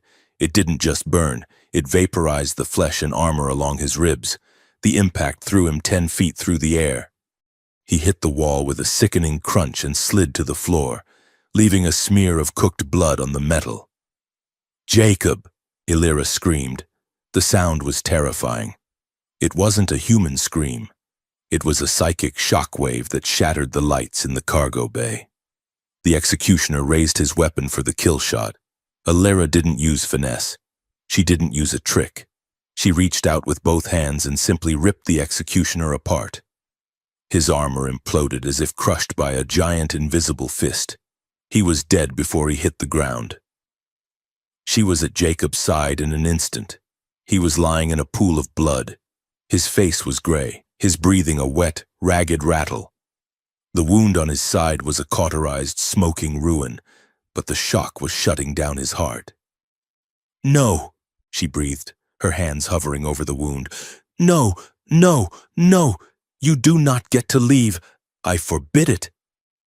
"Illyra," Jacob wheezed. His eyes were unfocused. "Go! Run! Shut up!" she snarled, tears streaming down her face. "I cannot fix this with medicine. The tissue is necrotic. Your heart is stopping." She grabbed his face, forcing his eyes to look at hers. Her violet irises were fully dilated, swallowing the white. "I am going to pull you in," she said. "It will hurt. Do not fight me." She slammed her forehead against his. The world dissolved. Jacob wasn't on the cargo deck anymore. He wasn't in pain. He wasn't anywhere. He was standing in a vast white void. The floor was made of mirrored glass, reflecting a sky that was a swirling storm of purple and black clouds. "Jacob!" The voice came from the storm. He looked around. In the distance, he saw a structure. It was a castle made of diamond and bone, towering into the infinite sky. It was beautiful and terrifying. He walked toward it. The distance closed instantly. He was inside. The halls were filled with statues of Illyra, Illyra the diplomat, Illyra the princess, Illyra the weapon. They were perfect, cold, and lifeless. But in the center of the throne room, sitting on the floor amidst the shattered remains of a crown, was a girl. She looked like Illyra, but younger, softer. She was weeping, her hands stained with ink and blood. "This is me," the voice echoed. "This is what they tried to kill." Jacob knelt before the girl. "Illyra?" She looked up. Her eyes were the same violet galaxies he knew. "I am losing you. Jacob, your body is failing. I have to knit it back together using my own life force. But the connection, it might burn you out." "I'm not afraid," Jacob said. He reached out and touched her face. In this mental space, he was whole. "You're not a weapon. You're just a girl who likes to read diaries." The girl sobbed, a sound of pure, shattering relief. "I love you," she whispered. "I have loved you since the moment I felt you watching me in the dark. You were the only one who didn't want anything from me." "I wanted you," Jacob corrected gently. "Just you." The girl stood up. As she did, she grew. The duality merged. The terrified girl and the imperious goddess fused into a single, radiant being. She was terrifying in her power, but her eyes held a warmth that could ignite stars. "Then stay," she commanded. She wrapped her arms around him. In the physical world, Alira's body glowed with a blinding white light. The energy poured from her hands into Jacob's wound. It wasn't just cellular regeneration, it was a rewriting of reality. She was forcing his body to obey her will, demanding that the damaged tissue reconstruct itself because she needed it to. Jacob screamed in the void as the sensation of being unmade and remade washed over him. He felt her memories flooding his mind, the taste of alien fruits, the cold texture of the throne, the sound of her mother's voice teaching her to kill with a thought. And she felt him. She felt the rough callus of his hands, the smell of engine grease, the simple, unpretentious way he loved her. The light faded. Jacob gasped, his eyes snapping open. He was back on the cold metal deck. He sat up, clutching his side. The jumpsuit was burned away, revealing skin that was pink and new. There was a scar, a swirling violet-tinted mark that looked like a nebula, but the hole was gone. Alira was slumped against the crate next to him, breathing hard. She looked exhausted, her skin pale, the bioluminescence dimmed to a faint pulse. "You," Jacob rasped, touching the new skin. "You fixed me." Alira opened her eyes. They were no longer just violet. There were flecks of brown in them, Jacob's color. And when Jacob blinked, he saw the world differently. He saw the heat signatures of the cooling pipes. He felt the electromagnetic hum of the door locks. "I did not just fix you," she whispered, reaching for his hand. "I bonded with us, a permanent neural bridge. I cannot hide from you anymore, Jacob. And you cannot hide from me. If I die, you die. If you die, She swallowed hard. "I will shatter." Jacob looked at her. He felt the truth of it. He felt her exhaustion as if it were his own. He felt the fierce, protective love radiating from her like heat from a furnace. "We are one," he said. "Yes," she said. She pulled him close, burying her face in his neck. "Now get up, my love. We have a brother to dethrone." Jacob stood, pulling her up with him. He felt stronger than he had ever felt in his life. The fear was gone. In its place was a cold, hard clarity. "The AI core," Jacob said. "The broadcast room." "It is at the summit of the station," Alira said. "Carol will be there. He will be waiting." "Good," Jacob said, picking up the fallen executioner's plasma rifle. It was heavy, but it felt light in his hands. "I have a few amendments to make to the peace treaty." They moved toward the lift, moving in perfect unison, two bodies driven by a single will. The diary in Jacob's pocket felt heavy and warm against his chest, pulsing in time with Alira's heart. The elevator shaft to the station's spire was a vertical tunnel of fire and noise. Jacob Dren and Princess Alira clung to the maintenance ladder of the service car as it rocketed upward, bypassing the civilian locks that Carol had sealed. Below them, the station was screaming. The lower decks had erupted into open conflict. The Krell Syndicate mercenaries Carol had smuggled aboard were clashing with the station's confused security forces, creating a chaotic smokescreen for the prince's true objective. Jacob looked at Alira. She was vibrating. It was not fear, he realized, but focus. The neural bridge between them was wide open, and he could feel the tempest of her mind. She was pulling in data streams from the station's network, processing the tactical map, the weapon's decay rate, and the location of her brother, all while holding on to a rusted ladder rung. "We have 12 minutes, Alira shouted over the roar of the wind rushing down the shaft. "The steel-born seed has breached containment. The black sludge is entering the primary water pumps. Once the pressure cycles, it hits the atmospheric scrubbers. Then everyone breathes it. "The core data center is on level 90, Jacob yelled back. "It's right under the summit hall. If we can jack into the mainframe there, we can override the pumps and vent the weapon." "And expose Carol," Alira added, her eyes flashing violet. "He is broadcasting a speech to the galaxy right now. He is blaming me for the chaos, and we are going to interrupt him." The service car slammed to a halt at the maintenance access for the data core. Jacob kicked the grate open, and they rolled out onto the pristine white floor of the server farm. This was the brain of Helion 9. Rows of towering crystal obelisks pulsed with blue light, humming with the processing power of a small moon. The air was frigid, kept at sub-zero temperatures to cool the processors. "The central interface is there." Alira pointed to a raised dais in the center of the room where a single, massive column of pure light connected the floor to the ceiling. "I have to merge with it." "Merge?" Jacob checked the charge on his stolen plasma rifle. "You mean type on a keyboard, right?" "No," she said, stripping off her gloves. "The encryption is too complex for manual override. I have to introduce my consciousness into the logic stream. I have to convince the AI that I am the station." She looked at him, and for a second, the masked warrior slipped. "Jacob, this will hurt. The AI is not biological. It is cold, sharp.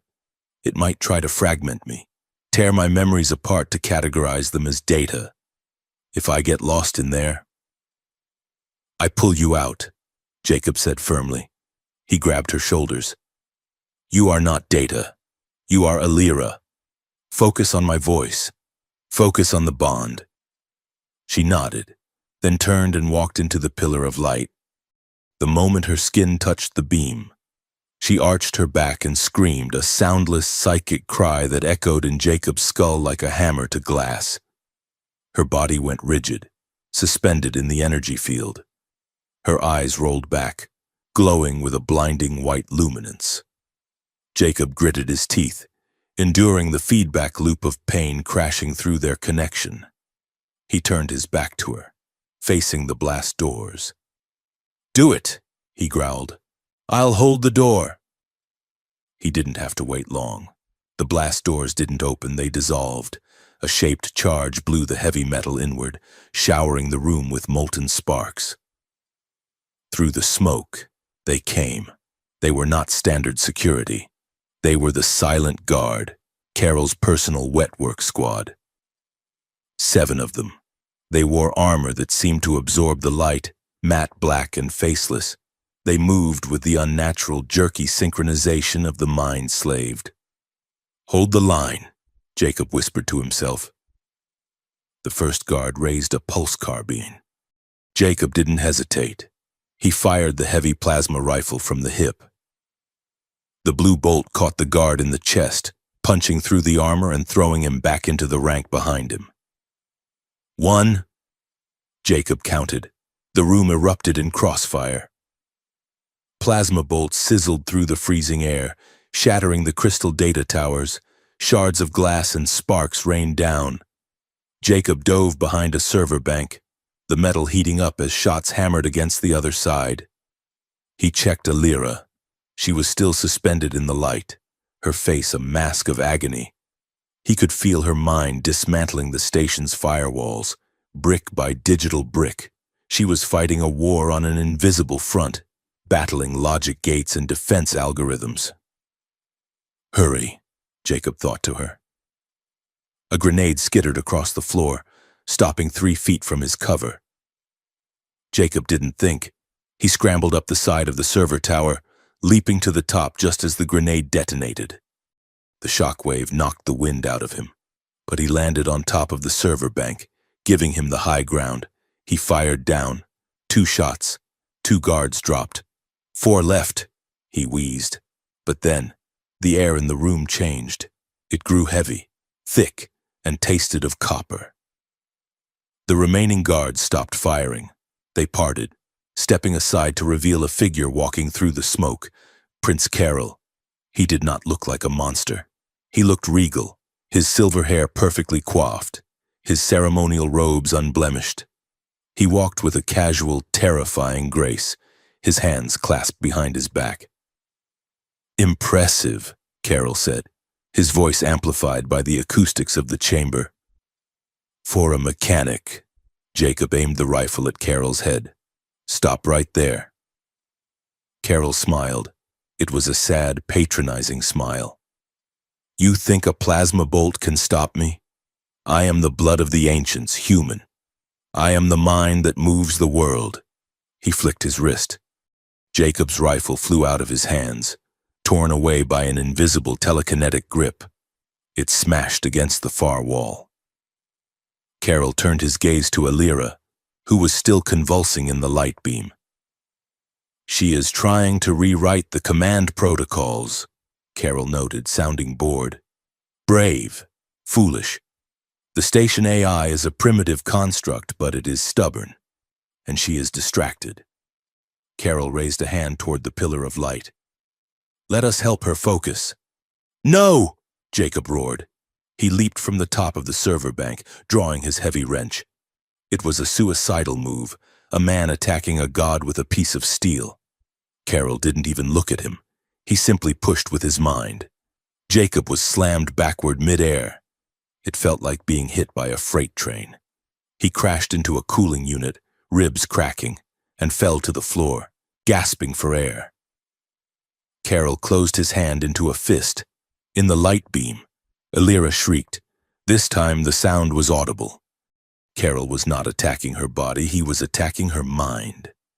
He was clamping down on her consciousness, wrapping his psychic will around hers like a python. "Kneel!" Carol commanded. Alira dropped from the light beam, hitting the floor hard. She gasped, clutching her head. The connection to the AI severed instantly. "You have caused quite a mess, sister," Carol said, walking toward her. "But it ends now. You will not expose me. You will stand by my side in the Great Hall, and you will confess to your crimes. You will tell the galaxy that you released the virus. And then, you will give me the throne. I will never." Alira choked out, blood dripping from her nose. "You will," Carol said softly, "because I am stronger than you. I have always been stronger." He placed a hand on her head. Jacob watched through a haze of pain. He tried to move, but his legs wouldn't work. The psychic pressure Carol was exerting was crushing the entire room. He could feel Alira's mind buckling. She was fighting, but she was exhausted, drained from the AI interface and the escape. She was being erased. Jacob's hand brushed against his chest, the pocket of his jumpsuit, the diary. It was vibrating, not physically but resonantly. The pheromone ink Alira had used, it was reacting to her distress. Jacob dragged the book out. His fingers were numb, clumsy. He flipped it open. Alira had said she wrote memories in it. Anchors. He saw the page. It wasn't text anymore. It was a window. He saw Alira as a child, hiding in a closet, reading a banned book about democracy. He saw her looking at him in the rotunda, the first spark of interest. He saw her fear, her hope, her love.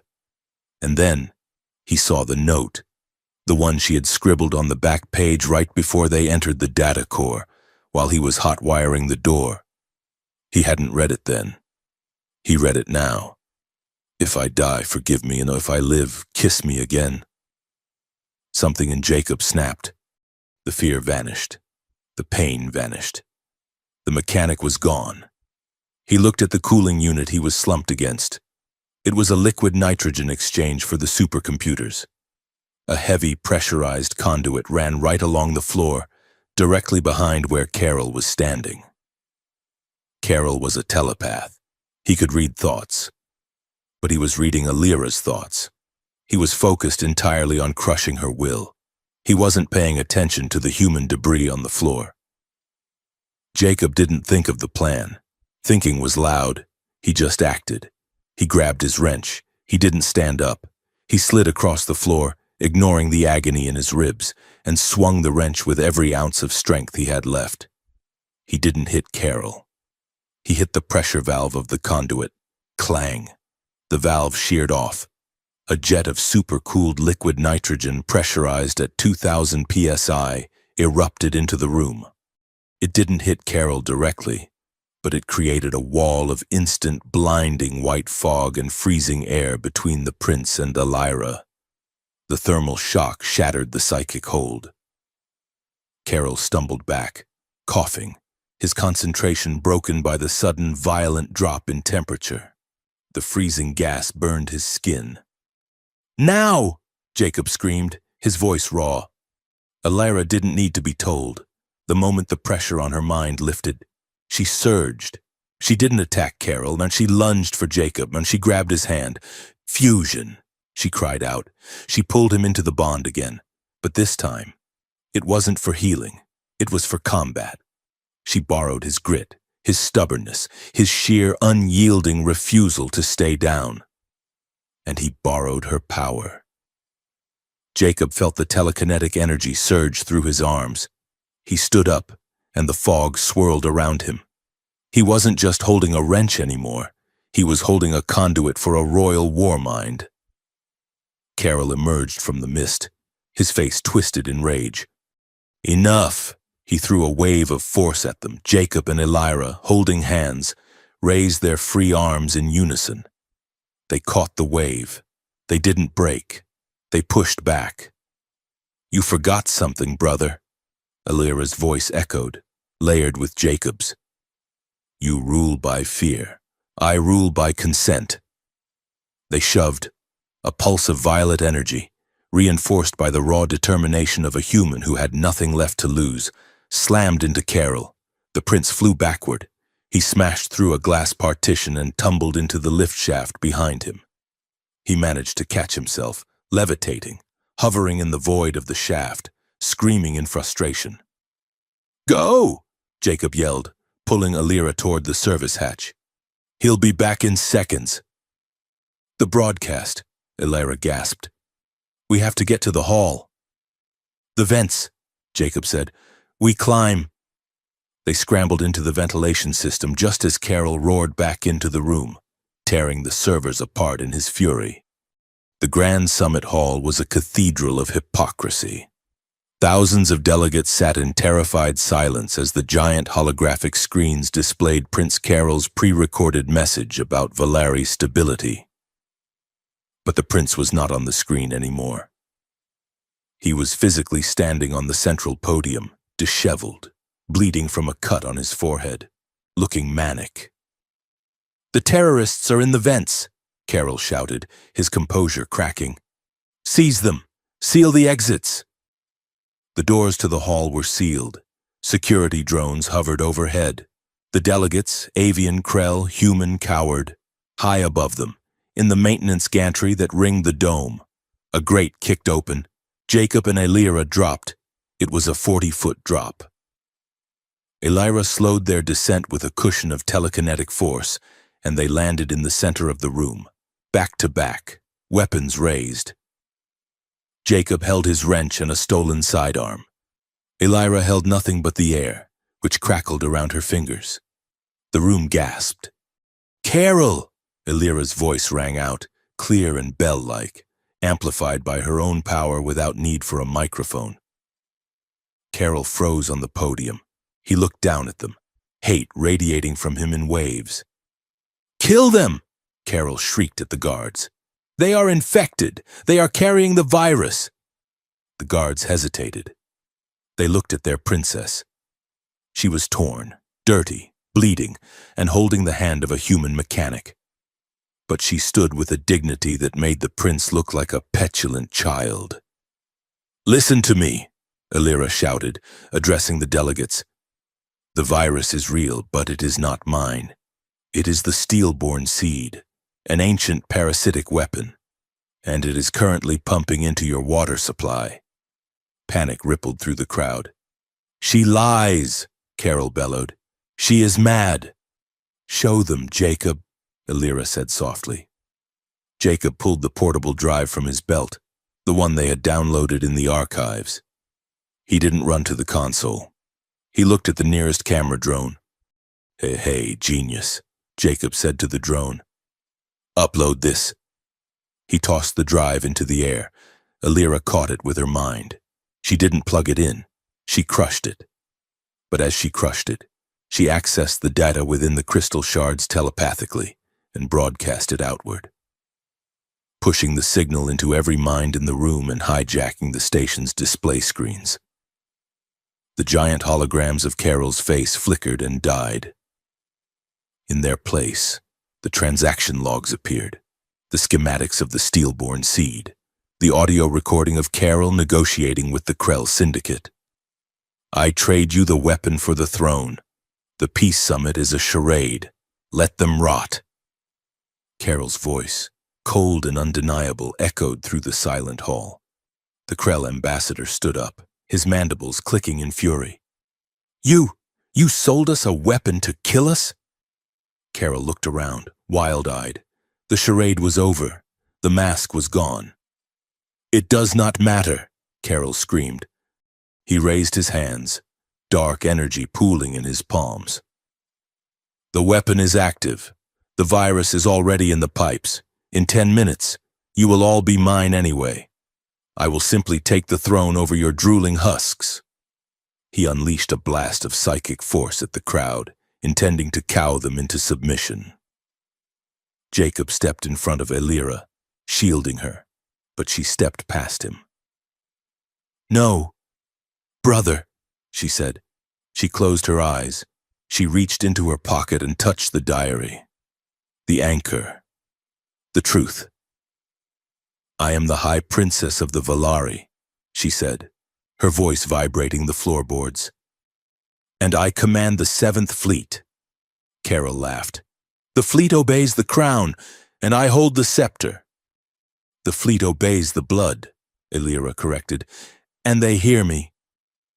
She threw her head back and sent a single piercing thought pulse out of the dome, through the vacuum of space, to the Valari warships hanging in orbit. It was a command coded in her DNA, amplified by her desperation and her love.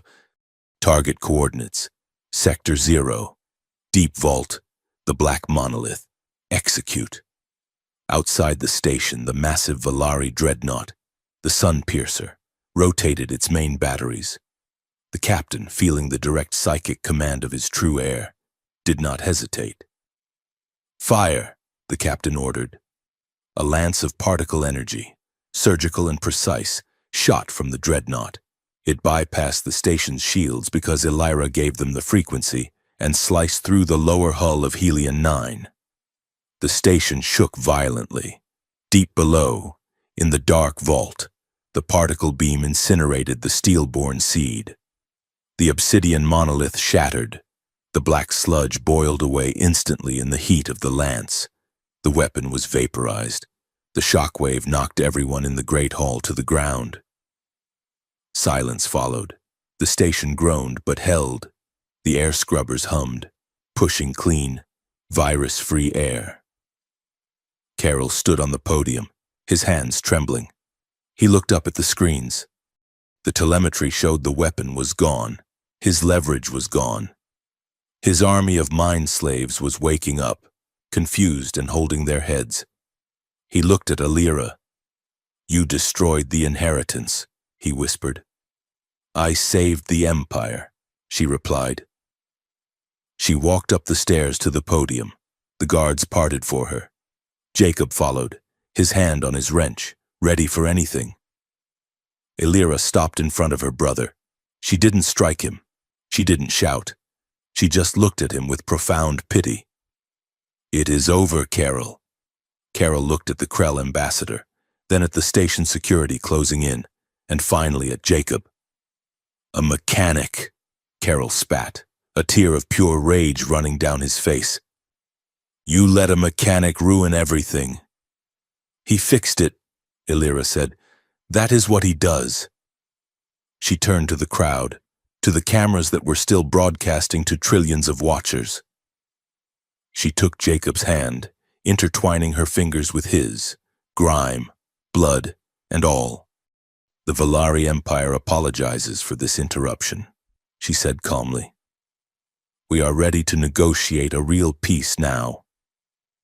The hall erupted, not in cheers, but in the chaotic roar of history changing course. Jacob looked at Alira. She was pale, trembling with the aftershocks of the massive energy she had wielded. But she was standing tall. She squeezed his hand. "If I live, kiss me again." The message from the diary echoed in his mind. Jacob smiled, ignoring the thousands of eyes, the diplomats, the ruined podium. He leaned in. "You're alive," he whispered. "So are you," she murmured, and right there, in front of the galaxy. The mechanic kissed the Queen. The silence that fell over Helion 9 in the days following the Battle of the Spire was heavier than the noise of the war itself. It was a silence made of exhausted relief, the hum of repair drones, and the scratching of pens on legal flimsies. Prince Carol was gone. He had been stripped of his silks, his titles, and his psychic amplifiers, and was now rotting in a null cell deep within the station's brig, a box of lead and static where his mind could touch nothing but its own failure. But the victory was not simple. In the eyes of the Galactic Allied Council, Princess Illyra was not just a savior, she was a rogue agent. She had commandeered a fleet without authorization. She had fired a particle lance through a diplomatic station. She had shattered the protocols of the summit, and so, 3 days after the world almost ended, Illyra stood trial. The Grand Tribunal chamber was a cold, circular amphitheater designed to make the accused feel small.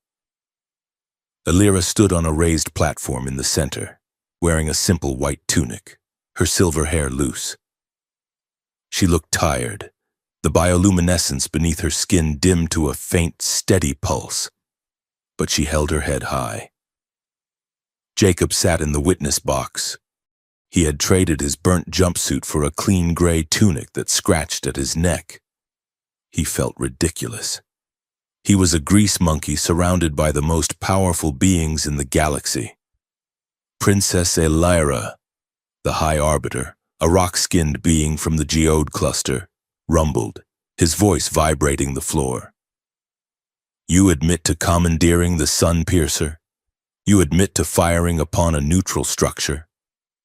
"I admit to saving your lives," Illyra said, her voice calm. The weapon was active. The protocols would have been too slow. "Protocols exist for order," the Arbiter shouted, slamming a fist onto the stone table. "If every royal with a grudge starts firing orbital cannons, there is no law. You are a hero to the mob, princess, but to this council, you are a liability. The Valari Empire is in chaos. The peace treaty is in tatters." He leaned forward.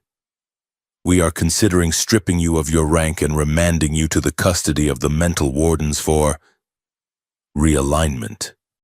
A murmur went through the crowd. Realignment. It was a polite word for lobotomy.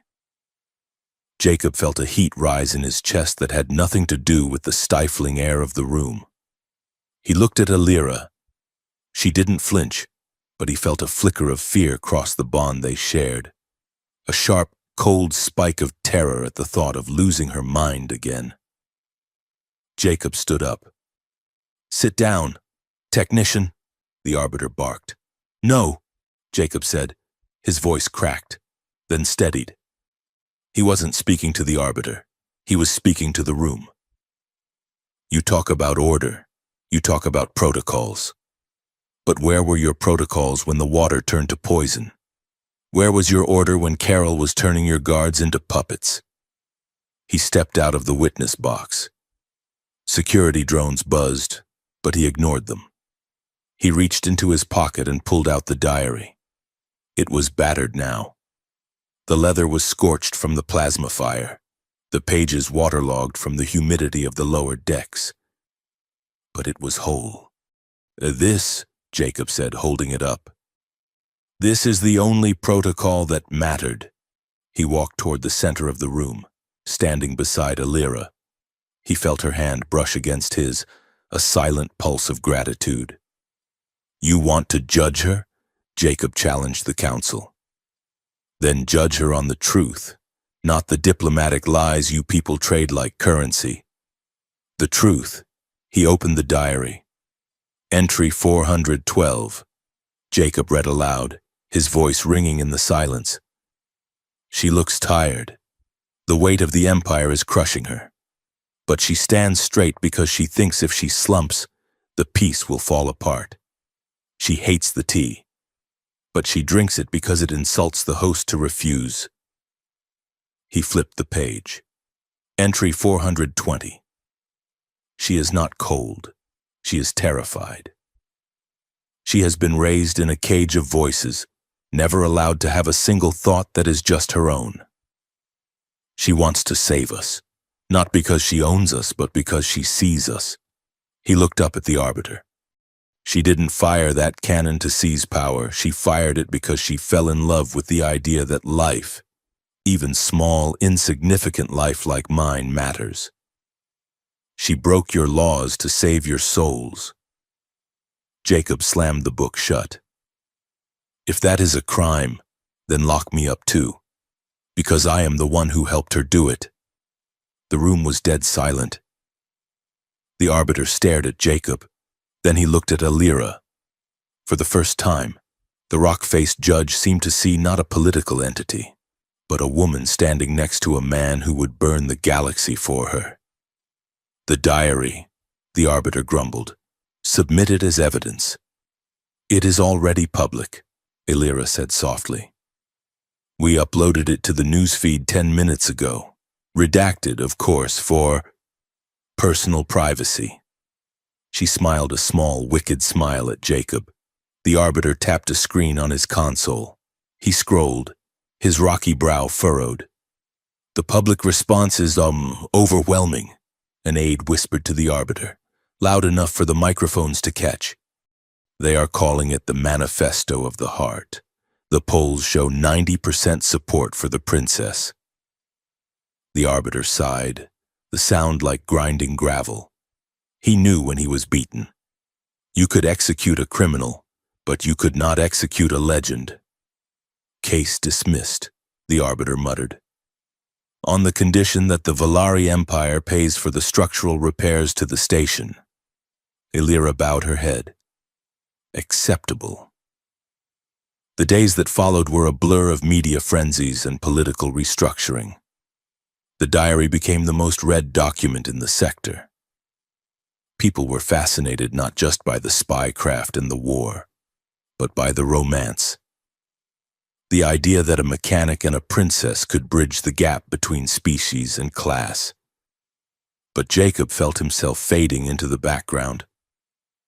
He stood on the observation deck of the repair bay, watching the welding drones stitch the hull of Helion 9 back together. He was wearing his old jumpsuit again. It felt comfortable, but it also felt like a costume he had outgrown. I thought I would find you here. He didn't turn. He felt her before he heard her. Illyra. She walked up beside him. She wasn't wearing royal silks. She was wearing a travel suit of dark leather and woven mesh, practical and sleek. The council offered me the throne this morning, she said, looking out at the stars. They want me to return to the Valari homeworld and be crowned empress. They say I am the only one strong enough to unite the factions. That is great, Jacob said, gripping the railing. You'll be a good empress. You'll change things. I refused, she said. Jacob turned to look at her. What? I told them the throne is the problem, Illyra said. The centralized mind, the singular ruler. It is what created Carol. It is what created loneliness. She turned to face him, her eyes bright. I proposed a new system, a coalition of independent minds, a democracy of the psychic and the silent. I will help build it, but I will not rule it. So, you're unemployed, Jacob joked weakly. I am free, she corrected. For the first time in 200 years, she took a step closer. And I have a ship, the Stardust. It is small, fast, and lacks a competent mechanic. Jacob looked down at his hands, stained with grease, scarred from the wrench. Elira, look at me. I'm just a guy who fixes pipes. Back there, in the heat of it, I could pretend to be a hero but the war is over. Your galaxy's above me. You're light and energetic. I'm just dirt.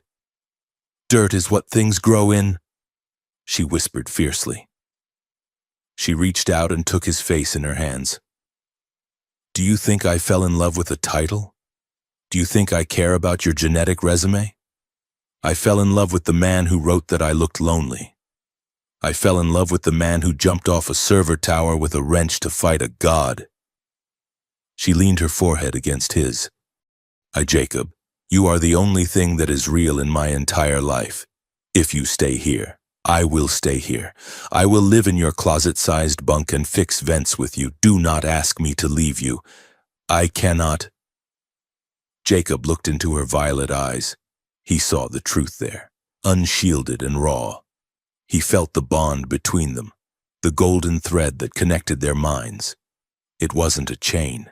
It was a lifeline. I don't have a passport, Jacob said, his voice thick with emotion. I know a princess who can forge one. She smiled. She pulled back, taking his hand. Her grip was firm, possessive. She began to lead him away from the observation deck, away from the repairs and the noise of the station. Where are we going? Jacob asked, stumbling slightly to keep up with her long, fluid strides.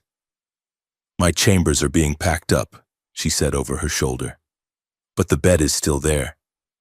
And we have 1 hour before launch. They walked through the corridors. People stopped and stared, the famous couple, the scandal, the saviors. Elira ignored them all. She walked with a purpose that made the guards scramble out of her way. They reached her door.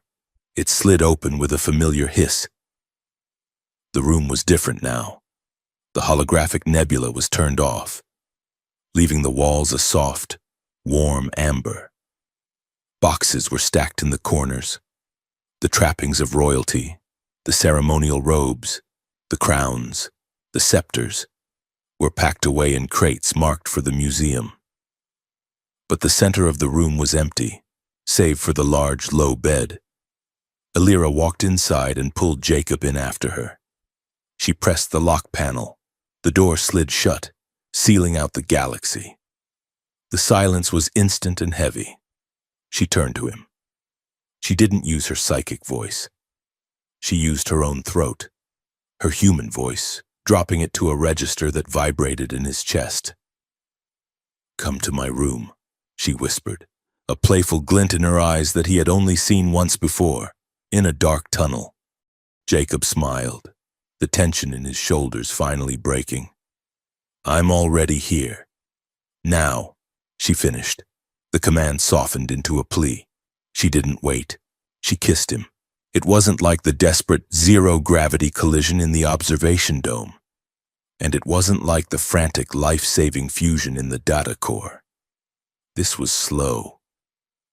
She unzipped his jumpsuit, her fingers lingering on the scar on his side, the nebula mark where she had healed him.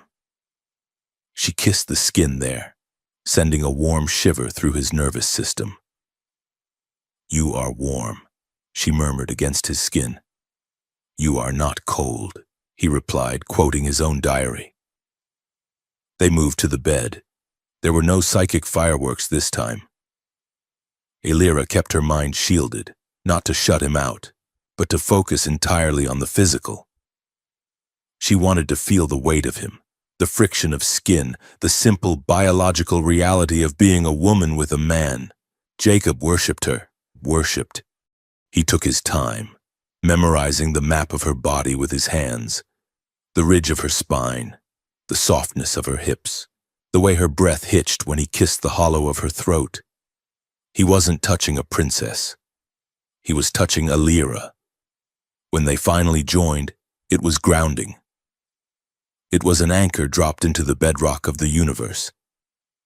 Every movement was a conversation, a silent affirmation that they had survived, that they were real, that they belonged to each other. Lyra cried soft, happy tears that wet his shoulder. Jacob held her, feeling a peace he had never known in 28 years of lonely existence. The imposter syndrome vanished. He wasn't a footnote in her story. He was the co-author. The docking bay was quiet. The Stardust, a sleek silver Corvette that looked fast just sitting still, hummed with pre-flight energy. Jacob threw his duffel bag into the cargo hold. It contained 3 jumpsuits, a set of lucky wrenches and a toothbrush, everything he owned. Lyra stood by the airlock ramp. She was looking back at the station one last time. "Do you have regrets?" Jacob asked, coming up beside her. "I regret that I did not burn the throne room down sooner," she said dryly. Then she softened. "No. I leave the past behind." "Not all of it," Jacob said. He walked over to a small pedestal near the docking clamp, a station intended for flight logs and manifest check-ins. He pulled the diary from his pocket. "You're leaving it?" Lyra asked, surprised. "It's finished," Jacob said. "The story is done. If I keep it, I'll just keep reading the past. I want to write new pages." He placed the leather-bound book on the pedestal. He opened it to the very last page. It was blank. The paper was crisp, white, and waiting. "Someone will steal it," Lyra warned. "Let them." Jacob shrugged. "Maybe some other lonely mechanic will pick it up and realize that the impossible happens sometimes." He took a pen from his pocket, the cheap plastic ballpoint he had used for years, and set it in the crease of the book. Lyra watched him, a look of fierce affection on her face. "You are a romantic, Jacob Dren." "I'm a realist," he countered, walking back to her. "I'm just realistic about how lucky I am." She laughed, a sound like wind chimes in a storm, and took his hand.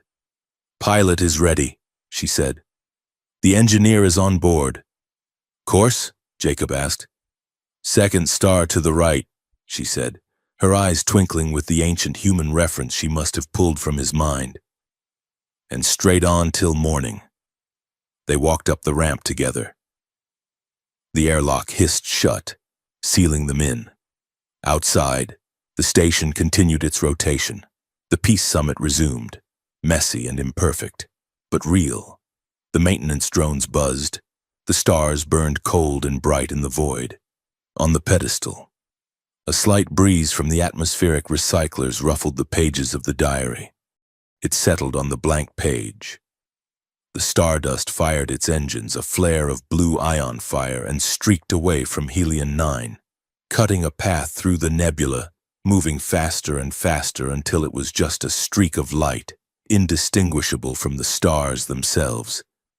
Then, the light faded, and there was only the vast, beautiful open dark. Fade to starlight.